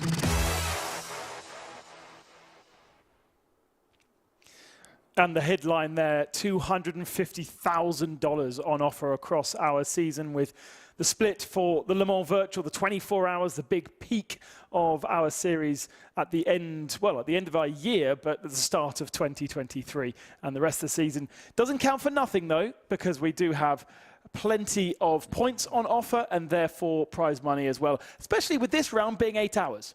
Yeah, more points go out for grabs, 38 to the winners in comparison to the usual 25 if it's a much shorter race. So, yeah, this is a really, really important round. You could really get ahead in the championship if you get a good result here. We saw that with some of the longer races last year. But it's a step into the unknown as well, isn't it? So for us as a series, in a virtual series anyway. So it's going to be really interesting to see how we fare here. It's going to be a bit of a level playing field, isn't it? We don't know who's going to go quick, particularly in the GTE class. So it's going to be very interesting to see. The series was in its first year last year, even though we'd already done a Le Mans Virtual. So we had the second Le Mans Virtual to finish that year. All of that experience they gained last year will mean that the level will have risen, and all the teams that were quick to prepare, that had their advantage, may lose that advantage this year with everyone else catching up. Yeah, I think what you mentioned there with Redline being so competitive and winning both, I think there was an essence, and to take nothing away from them, I think that they were just so well prepared for the series and with the platform and things like that, that they've just done so well, didn't they? And I think there was potentially an element to that, and there were some of the teams that we saw we would talk about them, what fantastic driver lineup some of the other teams had, but they didn't quite get the results that maybe we would expect them to do. They've had a lot of time, they've had a good few months now to prepare, they know what's coming, and I think because of that, we might see a lot of a closer field this year. So, yeah, I'm excited. Everyone knows what's coming now. Everyone knows what to expect. So, well, yeah. It kind of, because they know about Spa-Francorchamps, they know about Le Mans, they know about Sebring, and they know about Monza. But we've introduced this brand new circuit, the Ligier International Circuit, Bahrain. It's a brand new build in rFactor 2. It's not even been released to the public yet. And this is the layout, the traditional circuit, not the oval that we saw once in Formula 1. But it's been a mainstay for WEC for many, many years. And actually, over the years, we've gone into this day-to-night race. It's a really good track to race endurance racing. I love it. It's got a bit of everything to it, hasn't it? It's got the long straights, heavy braking zones. Here we go. Here's one of them, straight into the first corner. We're going to see a lot of overtaking into here, particularly in the early phases of the race. And then this is a great part of the circuit, long sweeping corners through where we're going to see the LMP cars really motoring through here, and this is where we could see the GTE cars really tested as well, particularly on tyre, where this could be a section of the track which comes into play. Qualifying has begun for the GTE category. We've got 20 minutes of qualifying for both categories of car, but the categories are split into two, so there's not too much traffic for the GTE cars to worry about from behind and the LMP2 cars to worry about from in front. We should have about 15 minutes remaining of this session, and we're following a Red Bull team which has switched from the LMP2 category down into the GTE field. An interesting choice from Dennis Lind and G2 Esports that run Red Bull Racing, known as Oracle Red Bull for this season. Yeah, I mean, I think this is the team to watch for me in the GTE class. It's just an incredibly strong lineup. You know, Yuri Kazdorp out there, a big name in esports. Dennis Jordan likewise as well. They've got Cooper Webster in for this round as well. But there are some heavy hitters from esports in this car. Yes, they might not be used to racing in the GTE category. They're going to be used to the LMP, but I think they'll very quickly adapt. You know, incredibly talented team, and yeah, I think they could be the dark horses in that category. Very different style of racing in GTE. You really do have to be careful with the traffic coming through, making sure that you allow space for those LMP2 cars, and it tends actually to be a much more condensed affair. We also should point out that they are aiming for a 1 hour stint per, and therefore should be doing 7 pit stops. Whether they can achieve that at this particular circuit will remain to be seen, but that is a longer stint than you would usually do in LMP2. Yeah, it is. It will be interesting to see how they fare with that. One thing we will notice with the GTE category is no Corvettes this year as well. So more Porsches out there, of course, more Astons as well out there, which is nice to see. We can see the Oracle Red Bull Racing are one of the many Porsches we see out there. BMWs are back, of course, and we've got the Ferraris out there as well. A shame we haven't got the Corvettes back, but like we see with the 24-hour of Le Mans, we may see some appear when we get to the 24-hour of Le Mans Virtual, but it's going to be an incredibly competitive field, no doubt, and these are just one of the teams I think we could see challenging for the title this year. Here is, of course, though, the number 71 car that we saw do so well last year. 127 points scored, helped it win the title quite comfortably in the end. You can see Kevin Siggy and Enzo Benito in the car. Chris Lullum heading for them, who was an incredibly successful driver in karting, actually, both at national and European level.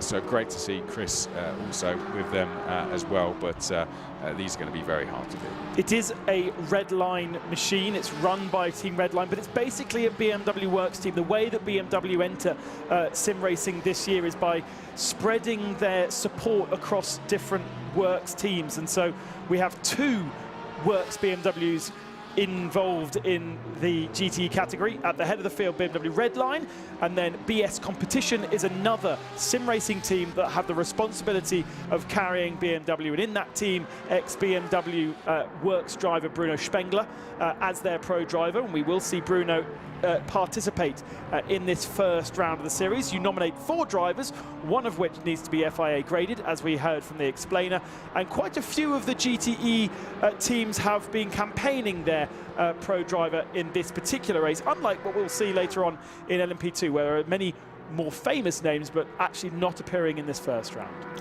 Yeah, and here we can see Kevin Siggy watching. We can see the onboard, we can see him.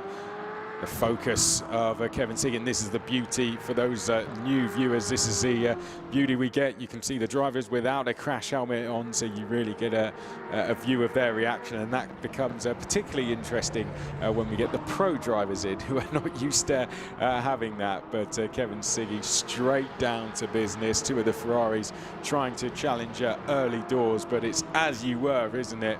BMW Team Redline leading from the front. We're only approaching halfway into this qualifying session. But I think they'll be quite keen to lead straight away here. They'll want to make a statement early doors and get pole position. Interestingly, we saw Yuri Kasdorp come out in the Porsche Red Bull machine. It's gone back into pit lane and not set a lap time. We're still waiting for 2 cars to set a lap time themselves and the number 10 machine, which is Mahler Racing, also campaigning a BMW. Those are 2 cars that have yet set a time. Those are 2 cars that have gone out, come back in, and are now on their effectively 3rd stint of this session, with half the session gone. Yeah, good to see Mahler. They're back, of course. We saw them race in the very first 24-hour Le Mans Virtual in a GTE. They raced in LMP in season 1. They're now back in GTE, and they've switched up their driver lineup again this year. Michele Di Alessandro, Mohamed Patel in 2 of the drivers in the car for them. Kevin Seagy coming to the line, though. He is fastest so far with a 53.430. Now he crosses the beam and improves by 0.2 of a second, so puts himself over 0.2 clear of the 26 Sim Maranello Ferrari, which is, for the moment, in 2nd position. 2 Ferraris, although that's now changed with the 77 Proton Coanda Esports machine coming up into 2nd position. Australian Dean Warren piloting that car. Yeah, and you mentioned teams that learned a lot from last year and could challenge this year, and I think this is one of the lead forces, if not the lead force, in that this 77 Proton car. They were very strong last year, and I think they would have taken a lot of lessons out of last season. Definitely one to keep an eye on this season. Their 88 car did very well, finished in the top 3 in the championship. Interesting that Coanda have refocused, with the help of Porsche, into the LMP2 category. So they want to win this outright. Yeah. And the Coanda kind of, let's say, more customer-focused cars, Proton being a customer provider in Le Mans, are now in they've still got 2 Porsches in the field, but they're not with the Porsche Works livery. They're with the VRS, the Virtual Racing School, and Coanda-backed liveries. So that kind of gives you an idea of where the backing is coming from. We're used to seeing Porsche in GTE, but the focus has now moved to winning this outright. And we saw ProDrive there making their way into the pit lane, one of our rookies for this season, along with the likes of P1 Esport, who come up onto your screen now. So a few new teams to get used to. Another one is Satellite Racing rookies, likewise, as is Sim Maranello. In Speed as well, who we'll see throughout the all-Chinese driver lineup. But this is another new one, P1 Esport, making their way now through in towards turn number 10. And onto the back straight they go, just finding their feet so far. Quite close, isn't it? Look at that between the midfield. Look at 4th down to 12th. 0.2 of a second between about 8 to 10 cars there.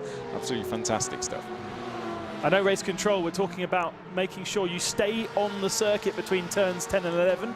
They don't want drivers putting 2 wheels out on the outside, entering that next section of sweeping left-handers. Yuri Kasdorp did kick up the dust there as he turned in to the left-hander. Time is not good, lost a lot of time in the middle sector. May well get a little bit of a slipstream from the 111 machine just ahead of P1 Esports. Maybe too close and maybe compromised through the last turn. I wouldn't say so, but Kasdorp is already down quite a bit.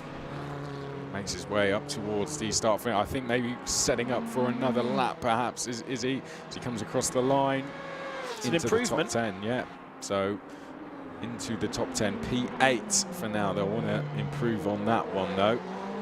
Not where they'll want to be in terms of a start. Really nice field spread at the moment. BMW fastest, Porsche second, 1/10 behind, Ferrari third, 2/10 behind. So if you're talking about balance of performance, and we always have to get these different types of car as equal as possible, it looks like it's a pretty equal spread at the moment. The Aston Martins probably, if you look at the performance of the teams, are not to the same level as the guys running those very highest vehicles. And, you know, there's a works Porsche, effectively. There's a works BMW. And we haven't mentioned yet, there's also a works Ferrari. It's down in 10th. It's actually the last of our Ferraris on the qualifying ranking at the moment. SF, Scuderia Ferrari Velas Esports team, is a works machine. Well, here we can see RAG Esports put in some good performances last year. FIA Formula 3 race winner from this year, Alex Smoliar, in the car for them in qualifying. So they've got their pro driver in, only 8 thousandths down through the first sector. Again, this is another really, really strong team, a team that got better and better throughout last season. Could they be ones to watch going into this season? Alex Smoliar trying to get them further up the top 5. Well, this is a pattern you will see with our splits. The first split is actually not particularly tricky. It's basically from the start finishing line through to the middle of turn 4. So there's only about 2 corners in that. And then the middle sector of the lap is all of the tricky stuff, all the fiddly stuff in the middle of the lap, with turn 13 being the start of sector 3. And then you've got 2 corners in the start of sector 3. So what you'll see is a big loss of time in the middle sector. Smoliar's faster in the final sector of the lap, though, and gains a little bit on our fastest time right now. So a good final sector of the lap. A lot of people losing time in the middle sector, where Kevin Siggy in this BMW run by Team Redline is strongest right now. Let's see what he can do on another attempt. He's been into the pits, he's changed those tyres, and he's going for another freshie. Here he goes then up towards the second sector is Kevin Siggy. Under attack though from the likes of Warren in the 77. We're watching him coming through turn number 11 now. Only himself to beat so far, but that could change any second. You can see the time to beat through the next sector, 124 across he comes. Only 400ths of a second back from his already best time as he makes his way up towards the final 2 corners now. Incredibly close in first and second sectors. We've seen people losing a couple of tenths in that middle sector, but Siggy is able to effectively match it. But these are the margins it's going to be throughout the whole of our 8 hours. In fact, he's decided he didn't like that one, so he's very, very close. But on his dashboard, he'll have more information, more splits than we know of. He will have seen that perhaps he lost time through 13. He was losing time into 14, and therefore he might as well bail out. Dane Warren, though, on a good one. Yeah. No, he's going into the pits as well. With less than 4 minutes remaining, maybe this will be their last chance. Yeah, the number 89 is improving. BS Plus competition. Ibrahim Khan in for them. They're running in P12. Personal best through the first 2 sectors. We might see them improve. The 66 Ferrari looks like it's about to improve. And there we go. Ibrahim Khan, P5. So a nice improvement there, but only briefly. The 66 Ferrari goes up to P5 now, so Schindler goes up to P5. Here's the in-speed car, very nice looking car, the all-Chinese team. You can see making its way down the back straight, all Chinese driver lineup, new team for this season as well. Looks like they've got themselves on-site setup, working alongside their teammates. Great to see how these different teams approach these 5 races, with obviously the Le Mans Virtual being the big one at the end of the season, more effort being put in. We saw the likes of Coanda have their own studio. They all raced in the same studio and had a live stream showing their efforts. Ferrari did the same thing last year. And we had various Chinese teams doing things from gaming shows, didn't we? Quite a distraction when you've got fans watching in. Is this going to be an improvement? And he's going into the pits. I think we're going to have this pattern. Around now is the time to get the tyres changed. The track is obviously at its cleanest, and the temperature is starting to drop because the light is starting to fade.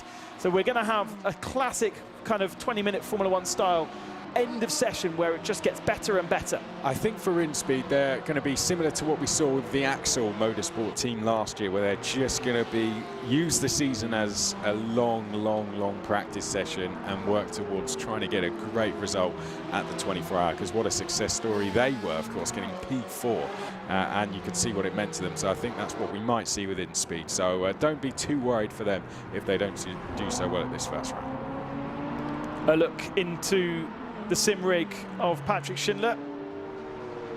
It almost looks like he's looking up at his screen, doesn't he? Look very animated inside the car. I think he's done what he needs to do. So he's happy with that 5th position. There's no way to improve, not with 1 minute and 30 seconds remaining. And this is now the start of the challenge from Proton Coanda Esports. Australian Dane Warren is on a mission to find 1/10 of a second and try and knock Redline off the pole position. The champions from last year are starting as they left last season.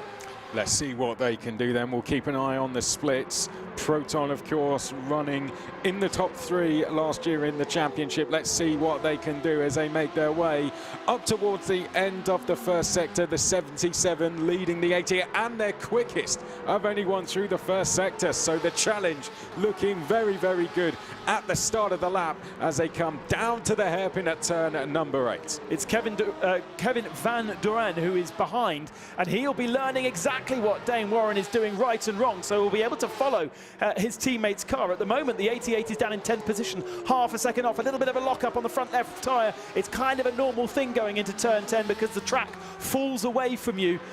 How much time has he lost? This is the main sector where Kevin Siggy seems to be so strong. The braking into there and then the climb up the hill. The fast left, right, left before you break the beam of the second sector. What can Dane Warren do? That's the target, a 1:24.683. Breaks the beam. Is he slower? Just by 1/10 and a half. It's going to be an improvement. And Kevin Van Doren is losing time behind him. And I can see Yuri Kazdorp is improving on this lap as well. He's done a personal best through the first sector, and so is the number 11 as well with Project One. They've done the best first sector of anyone, and they've done a personal best through the second as well. So keep an eye on the number 11 Porsche, currently in 7th. Dane Warren to the line. Is he able to improve? He does improve, but it's not enough. He stays in second. Kevin Van Doren next over the line. Watching him come to the line is lost time. He has improved though. And the number 11 went to P3. You can see that. Project One by Dora Esports goes 3rd place. And that's Moritz Lerner, who is basically team owner of Dora Motorsport. He's the pro driver racing in GT4 at the moment. Obviously an incredibly talented sim racer as well. Made his name and getting his drives thanks to that. And he'll be very, very happy to get up onto 3rd on the grid. We're still seeing improvements as the checkered flag comes out. Kevin Siggy almost has one hand on the trophy. He's pushing through the second sector, but there is no improvement there.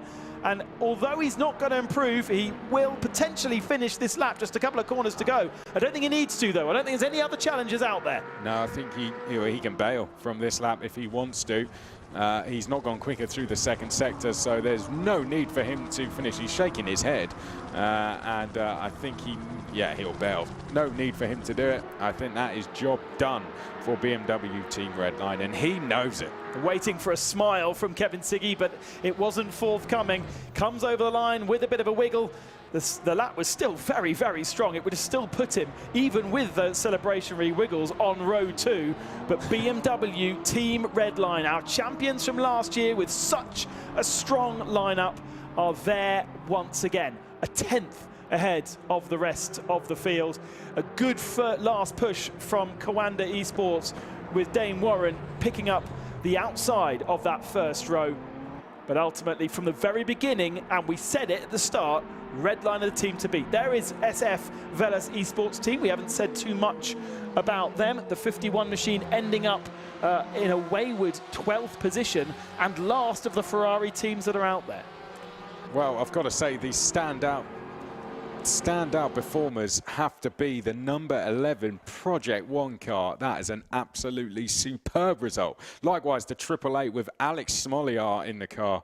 What a result for him to get them in 4th place. Absolutely brilliant stuff. BMW with the pole position then, thanks to Kevin Siggy and Team Redline. Proton Coanda Esports a 10th back with Dane Warren. And then, as you say, Project One Door Esports with Moritz Lerner, the pro driver, picking up 3rd. R8G with the 888 machine. Smoliar, also the pro driver, in 4th position. Sim Maranello just behind in the fellow Ferrari. Then Oracle Red Bull Racing only 6th. They will be hoping for more. Simsa Esports, BMW Team BS Competition in 8th position. The best of the Aston Martins is the pro drive backed Fire Esports team with P1 Esport in 10th. The second Proton Coanda Esports car in 11th position. The Works Ferrari in 12th spot, thanks to Michel. Then Yimi Yusula in 13th spot for Satellite. Marla down in 14th. D-Station and InSpeed round out our 16 GT cars from our GTE qualifying session. As we expected, Chris, tight as you like, and it's going to be very hard to separate those GTE cars when you come across a full stint. Tiny, tiny errors mean tiny fraction of a second's lost and gained. Yeah, I mean, just under half a second between the top 9 cars in the end. You know, incredibly close between all of them, wasn't it? Really, really hard to pick. But, you know, red line, once again, leading from the front. It's exactly what they would have wanted to have done. And Kevin Siggy absolutely nailed it. We saw it, particularly in that second sector. This was the first one, which a lot of them would have got pretty right, but it was the second one where you gain and lose all your time. Yeah, and he went again, maybe even twice more, and was not able to better this lap. He was pretty equal. Look at the rotation he gets there into turn 4, the rear end of the car, almost sliding too much. He was able to catch it, and this is really where he made up all his time. Great through the second sector of the lap, monstering the curbs as much as he dares, but we're keeping the tyres on the right side of the tarmac. Really tricky braking zone into that right-hander, and then also downhill into the left. And at the moment, we're in the heart of the second sector of the lap here. Yeah, this is hard because obviously you've got to try and get the car as straight as possible whilst getting it lined up for turns 9 and 10. And now we're down the back straight, and this is a chance where you get a bit of a chance to catch your breath back before you come into a very quick turn 11. You can see use all the curb on the outside there and then chuck the car in. You don't have to run the car out, keep it in the middle of the circuit because you've got to get back across now to the left, flat out then through the next corner here. It strikes me as though this setup would not work more than a lap because there's so much rotation, so much slide from the rear end of the car to help the front end get through the corner. And this is where it's going to be fascinating when we get to our 8 hours, because that's going to be a different car tomorrow. He's no way he could take that through a whole hour, but it's worked on a 1-lap sprint, and that's what he needs.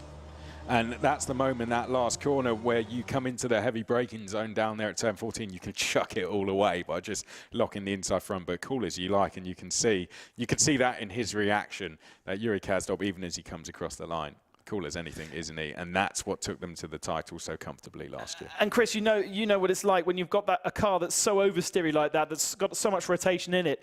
In the sim world, it's quite hard to actually feel just how much you're getting. And these professional drivers are not doing it by the seat of their pants. They're seeing that rotation.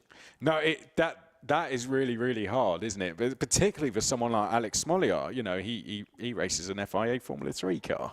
And that is incredibly different because you're doing everything through, you know, through the feel of what's going underneath you in the car, and the G-force you get from racing in that is so different. Everything that goes through the muscles is now you've got to put that all into your brain. So, yeah, that's why you would have seen Smoliar wiping his forehead at the end, because everything that usually just comes through natural reaction, he's having to put, you know, mentally through into himself. Endurance racing, you are only ever as weak.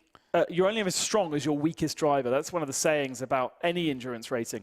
And for many of these teams, their weakest link will be their pro FIA graded driver. But we've got Smoliar, as you've mentioned, and Moritz Lerner on the second row of the grid. Yeah. Those two guys have got to be people to watch out for, because they'll be handing their car over, in theory, to drivers that are better than them, potentially. Yeah, it is. It's the other way around, isn't it? When we went racing for the 24-hour Le Mans Virtual for the first time, it was a bit of an explainer to say, you know, Fernando Alonso is actually the weaker driver here, isn't he? And people like him and Jenson Button were saying, teach me how to drive. Teach me how to drive. What do I do? You know, because it's completely different to driving a Formula 1 car. And it was probably the same for Max Verstappen, who, of course, we're going to see throughout the season. It's the same for him. When he first jumped in, he would have had to have done the same thing. Teach me how to do this, because they're just naturally catching the steering wheel as they go through corners like that in a single-seater or in a GT car. So it's completely different, and for them to get used to that takes a lot of practice, but they'll never be quite as good as these guys who have done it for years and years and years.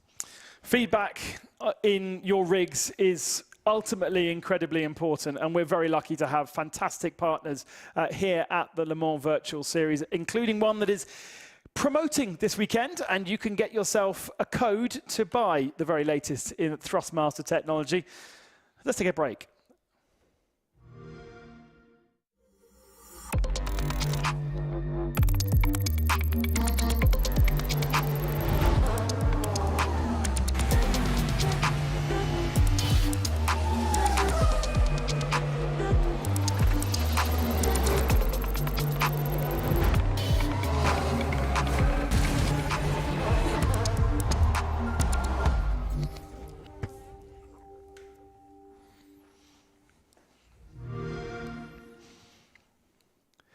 And across the weekend on Traction and all of our social channels, there are various codes hidden in our posts, and you can therefore win yourself Thrustmaster for the rest of the weekend, which will be a great way to start our series and start perhaps your racing career.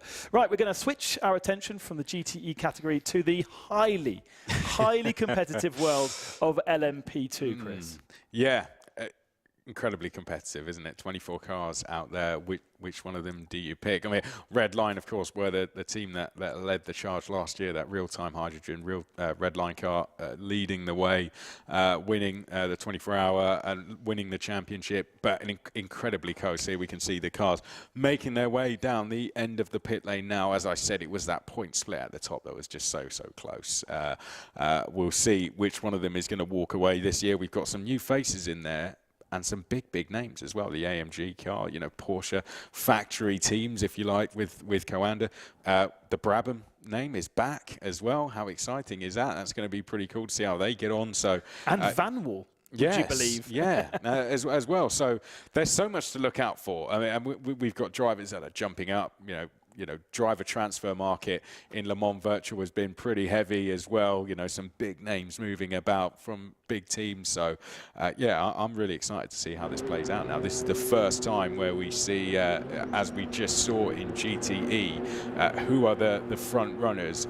And not only that, but who are the dark horses as well. So, yeah, this is going to be really interesting to see. Of course, that Rebellion car did very well last year, the #1 car. And the Floyd by Collis car also did very well. Of course, different name, different backing for them, as you mentioned, this year, though. And that's what's going to be interesting to see how they get on. The Rolex clock has hit 5:30 local time, and LMP2 qualifying is underway.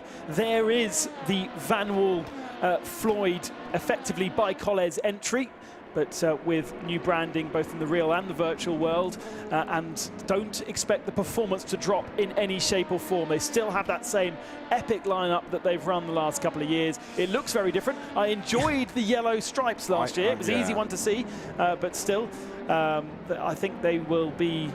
They were always a force last year. You know what, they've raced. They raced in the first running of the 24-hour Le Mans Virtual as well. They qualified so well at that as well, and they raced in it very well. They've always been there or thereabouts, and they've been incredibly close to the top step. And you get the feeling that, you know, their season for the top step is not far away.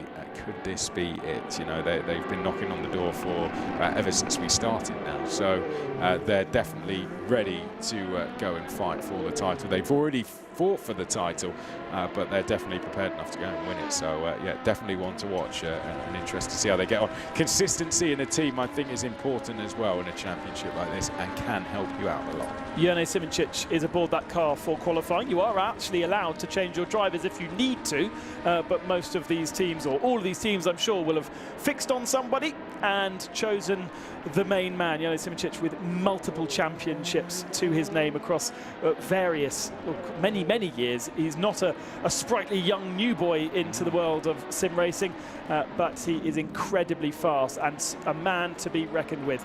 He is the fastest man, or was the fastest man out on circuit. In fact, still is the fastest man out on circuit through that first sector of the lap. He's got clear track ahead of him. And we, of course, expect the times to get better and better as the session wears on.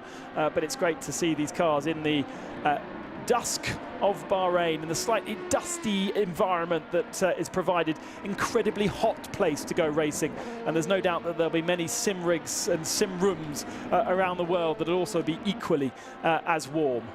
Yeah, we had obviously the all-Chinese team, the InSpeed team. We've got the Mexico racing team out there as well. It'll be interesting to see how those guys fare. It's good to have those guys. Of course, we had the Axel team do very well last year. We've got the Mexico racing team out there in the number 29.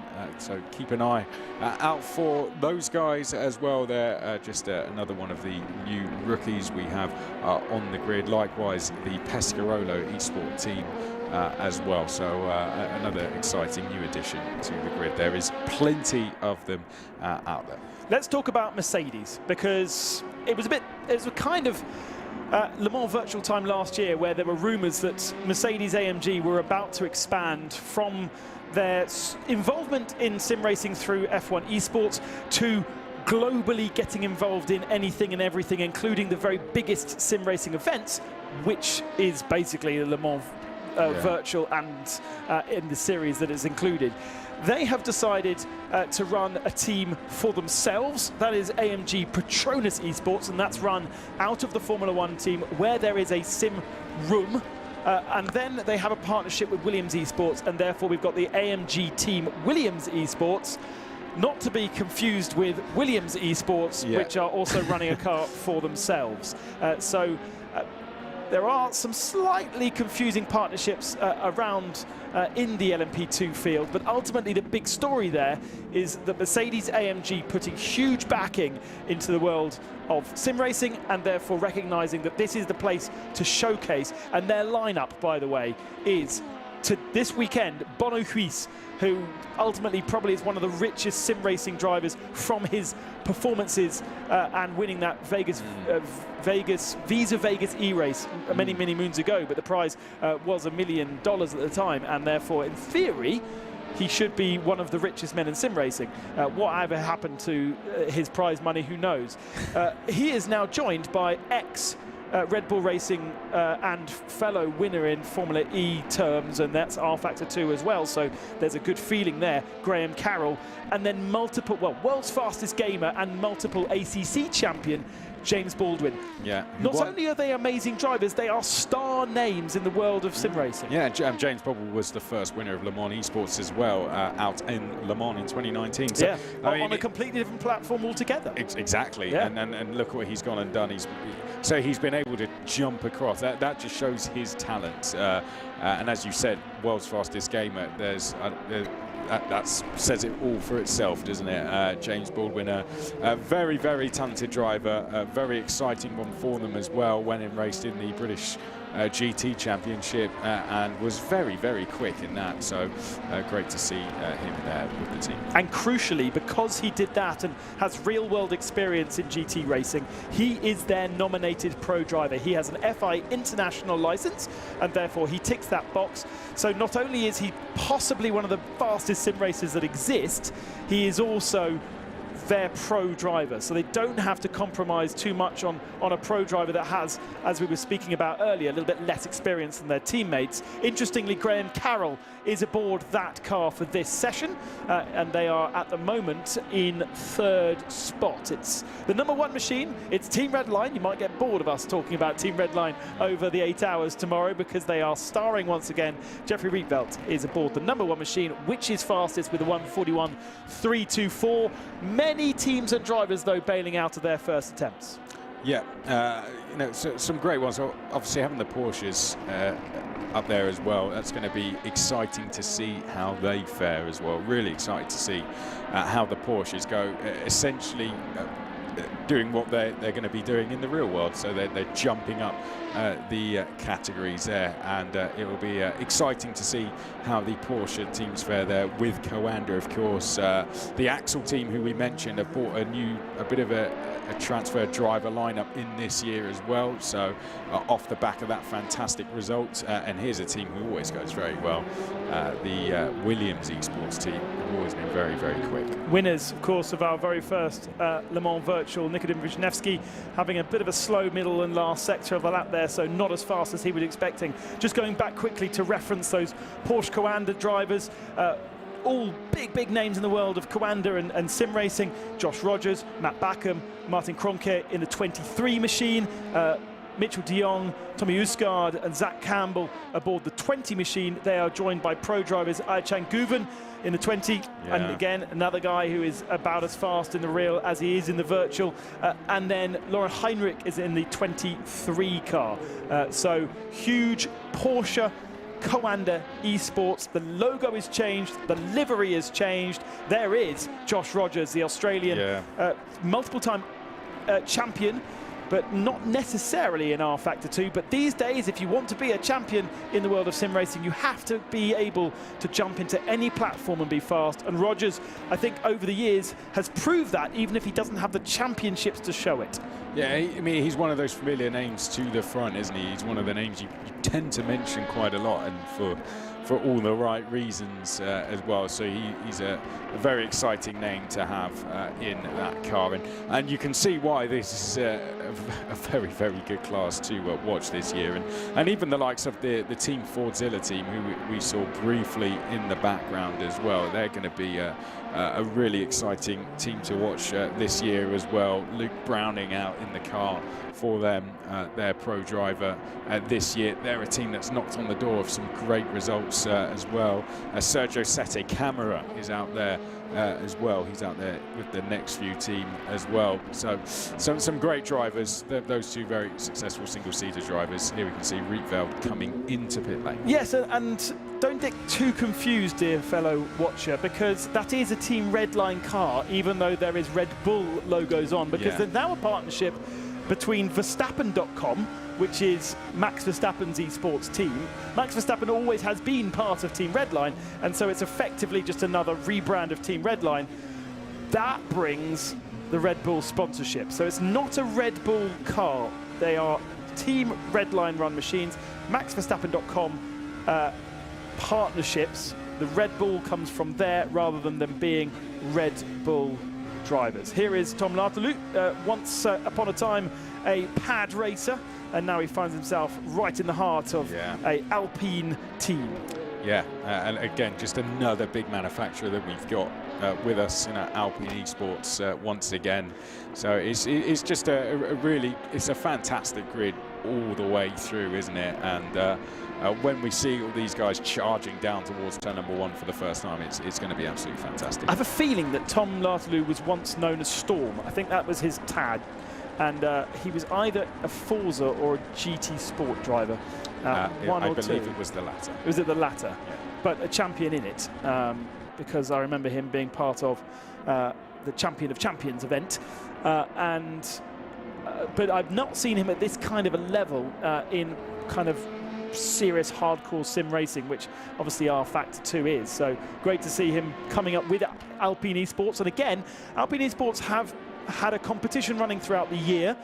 They've put a huge amount of backing into esports, Alpine being the brand that is effectively owned and run by Renault and run the F1 team and the obviously WEC team as well, that's participating at the head of the championship in WLC and potentially could take the championship. Great squad that he's alongside with Sport and McDuff. Their pro driver in that number 36 car is not on my list. But again, mainly French team there, as Alpine tends to do. But they actually have had I think James Baldwin is the champion of their esports series that they put together over the last year. Oh, well, that's just another thing he's won. It's just another thing he's won. Oh, there we go. Carrying far too much speed here, the number 444 car into the corners. Just has to tail it down a little bit here. Road check, just getting a little bit too eager. But then again, rotation of the car is something that he is getting out of it. So, but we can see. Yeah, so these are two teammates. Van Wall number 4, run by Burst Esports, and then Van Wall number 444, run by Burst Esports. They are known differently as Floyd in the number 4, and then Next View in the 444. here we can see the number 4 car, as we said, has been a front runner for a long time, and no difference. Second overall, 55 thousandths back.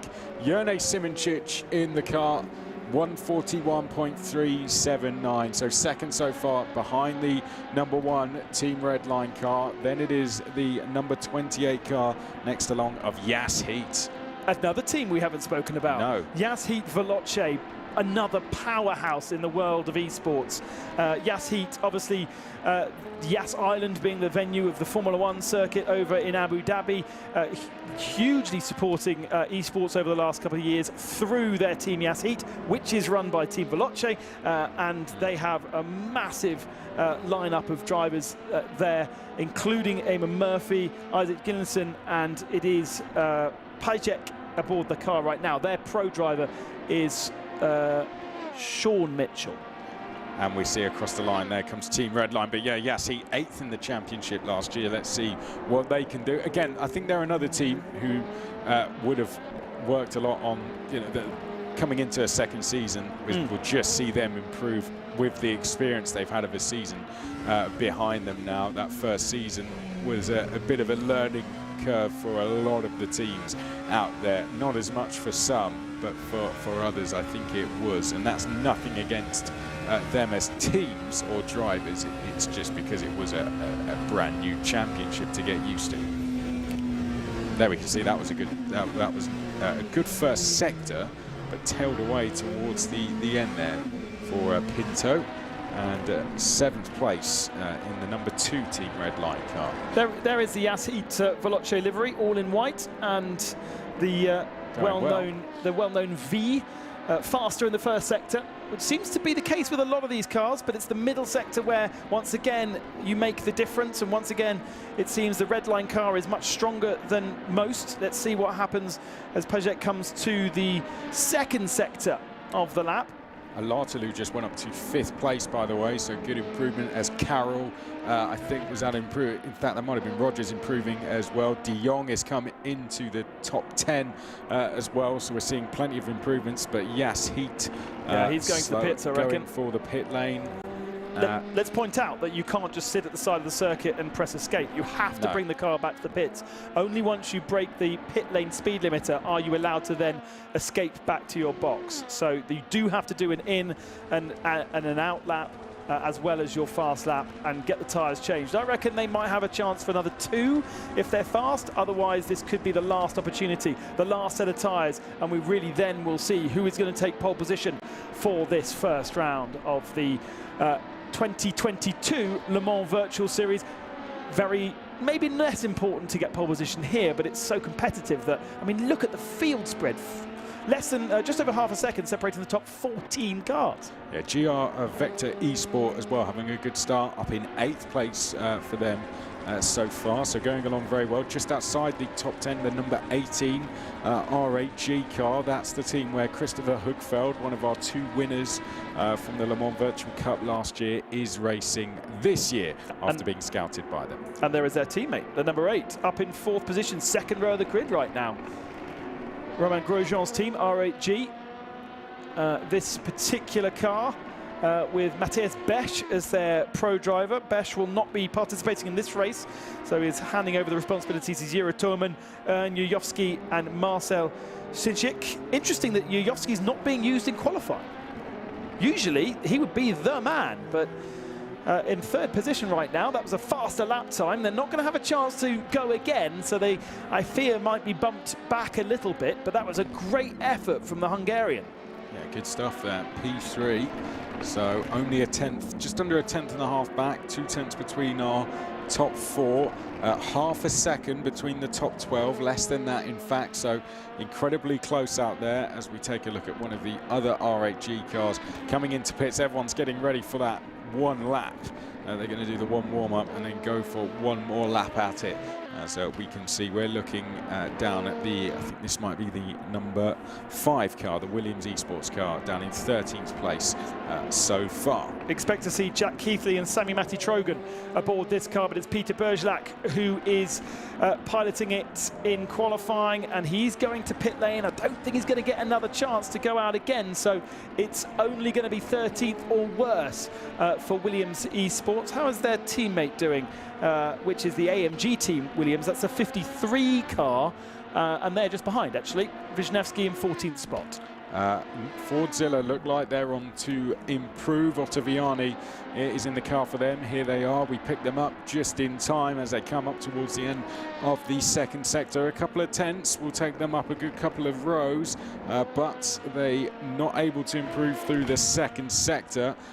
Also out there trying to improve the number 100 car as well. That's the Arnage competition car, but we follow Team Fordzilla now making its way into the final 2 corners. 17th spot only for the effective Ford Works team. Luke Browning, the pro driver, he'll be participating in this race as he's got a weekend off from his Formula 4 campaign. It's 0.6 of a second off, no improvement from Alessandro Ottaviani, and that will be the end of the session for him. And Ford, you know, super amounts of money going into the Fordzilla team. They are everywhere, but unfortunately the results for the moment have not been coming. We've got other teams out there, Ferris Stanley trying to improve in the number 22 as well, the Rocket Sim Sport car as well, the number 65, of course, the Panis Racing team. They've done a personal best through the first sector as well. Casabon in the car for them. Let's see if either of those can improve on this final lap. Rietveld has done the best second sector we have seen of this session so far. As we pick up, is this the Simsport car? I think it is, coming in towards the 11th corner now and up towards the end of the second sector. 30 seconds remaining on the clock. Ferris Stanley pushing hard. We're going to see many more improvements further back. We bail out of Ferris because we're going to follow Jeffrey Rietveld, who has been the fastest man through the second sector. He's improved slightly in the third sector as well, although many people have been faster than him, and he goes faster once more. Rietveld secures himself at the head of the field. Can anybody find 0.2 of a second to topple Redline from a double pole position here at the first round of the championship? The flag flies. There are plenty of cars on laps, but none look fast enough to topple Jeffrey Rietveld to the number 1 machine. Nikodem Wisniewski has just done a really good first sector, actually, and it was quicker than the first sector we just saw from Jeffrey Rietveld as well. Nikodem Wisniewski is the one to watch. He is the quickest car on circuit as he comes down through at turns 9 and 10. Nikodem Wisniewski could be the driver that potentially knocks Jeffrey Rietveld off the top. Tom Lartilu trying to improve as well. We've also got Josh Rogers trying to improve from 8th place, but this is the car to watch, Ben. There's Wisniewski. I love the livery of that. The silver of the silver arrows at the front, the Williams chill blast on the rear of the car. It's a real combination. Nice bit of rotation. Could be too much. Could be too much for slide. We're seeing some improvements in the top 5. Wisniewski 4.5 tenths down though, and that is going to well, he can still improve from there. He is 7 tenths down in 14th position right now. It depends on how much time he's lost in the last sector of the lap. Comes to break the beam. It is going to be surely an improvement, but not enough to challenge the top of the field. He goes up into 7th spot. Further back behind, is there improvements coming through? No changes in the top 13 positions right now. As you say, Casabon is a man to watch, isn't he? Yeah, Casabon looking pretty good, actually. Down in 16th place, only goes P14 though. And I don't think we're going to see any major improvements. There's one more car, I reckon, that has the possibility. Peter Bergelac, but he stays in 15th spot, so he bails out of his lap. I think he was on a good lap, but went straight to pit lane. So that is it. No more other cars can challenge, and we have ourselves a grid for tomorrow's 8 hours of Bahrain. It was a good effort from the Williams AMG team, with Nikodem Wisniewski, our first Le Mans virtual champion from Poland. But ultimately, Redline with pole position in GTE and Redline with pole position in LMP2 as well. They are our champions, and that is very much a worrying onus for the rest of the field. Yeah, it's as you were, isn't it? but from last season. But you know, a great challenge from Simoncic there in the Floyd Van Wall car. 2 tenths behind, though, just shows how quick that lap was. It was another masterful lap, wasn't it? 2 tenths clear from the rest of the field. But good to see 3 different outfits at the top. Red line with the pole position, 2 tenths of a second clear of Floyd Van Wall by burst, with R8G in 3rd position, the second red line car of Diego Pinto in 4th spot. Then it was Yasheep Veloce, good effort from them. Porsche Coanda only with 6th spot. That's Josh Rogers' car, the 23. Alpine next up, and then we scroll a little bit further down the field. The second of the Porsches in 12th position. Williams Esports down in 15th. Rocket 16th. Fordzilla in 17th. Then famous names from Le Mans. Pescarolo 19th. Brabham in 20th spot. But the field spread is so small. 1:41.1 was the fastest, a 1 second spread to 17th position, where the second of the Fordzilla cars is. Mexico Racing Team round up the field, really, with not a representative lap time whatsoever. Well, there you go. Red line.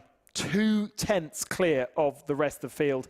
But that is qualifying. That's that 1 lap. It is so different from 8 hours of racing. Here is his lap just behind us. Oh, bit of traffic at turn 1.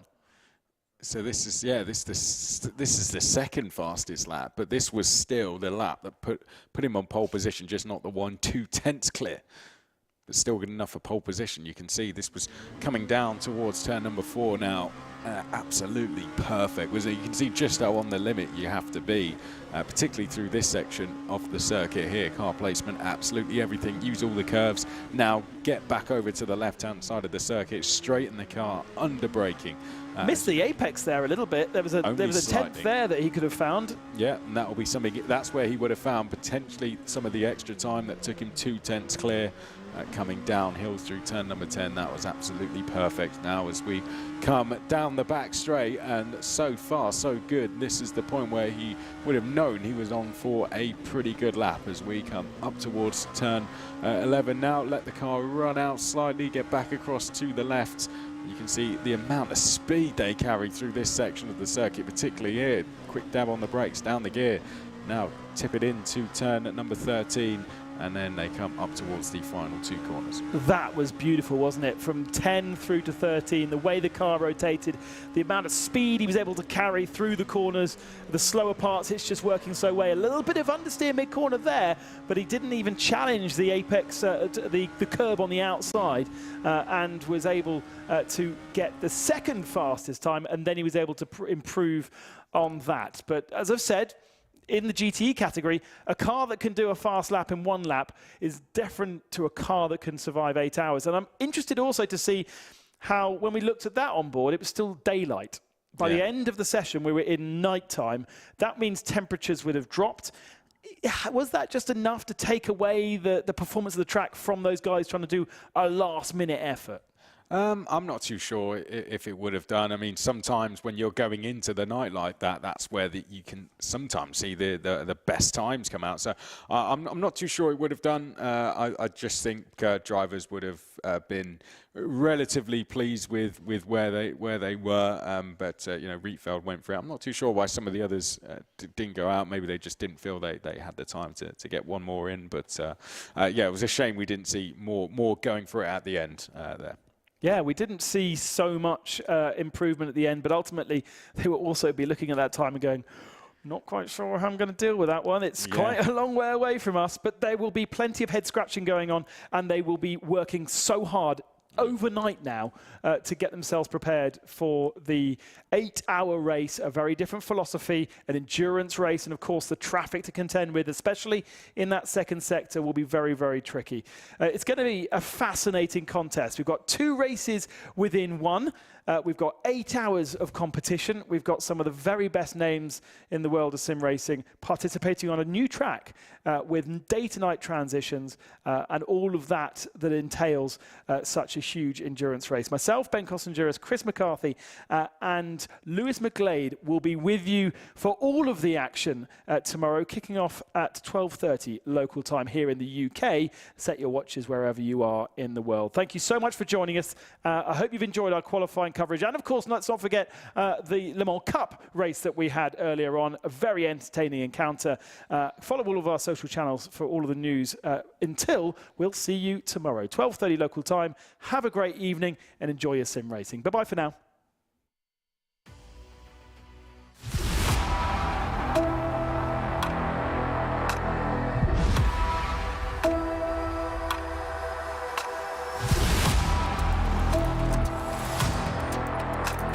Welcome to the Le Mans Virtual Series. We are ready to go. Oh, this is going to get messy. Wow. Oh, into the barrier. Looking for the lead. Oh, there we go. Going around the outside. That is a bold move, a little bit of contact.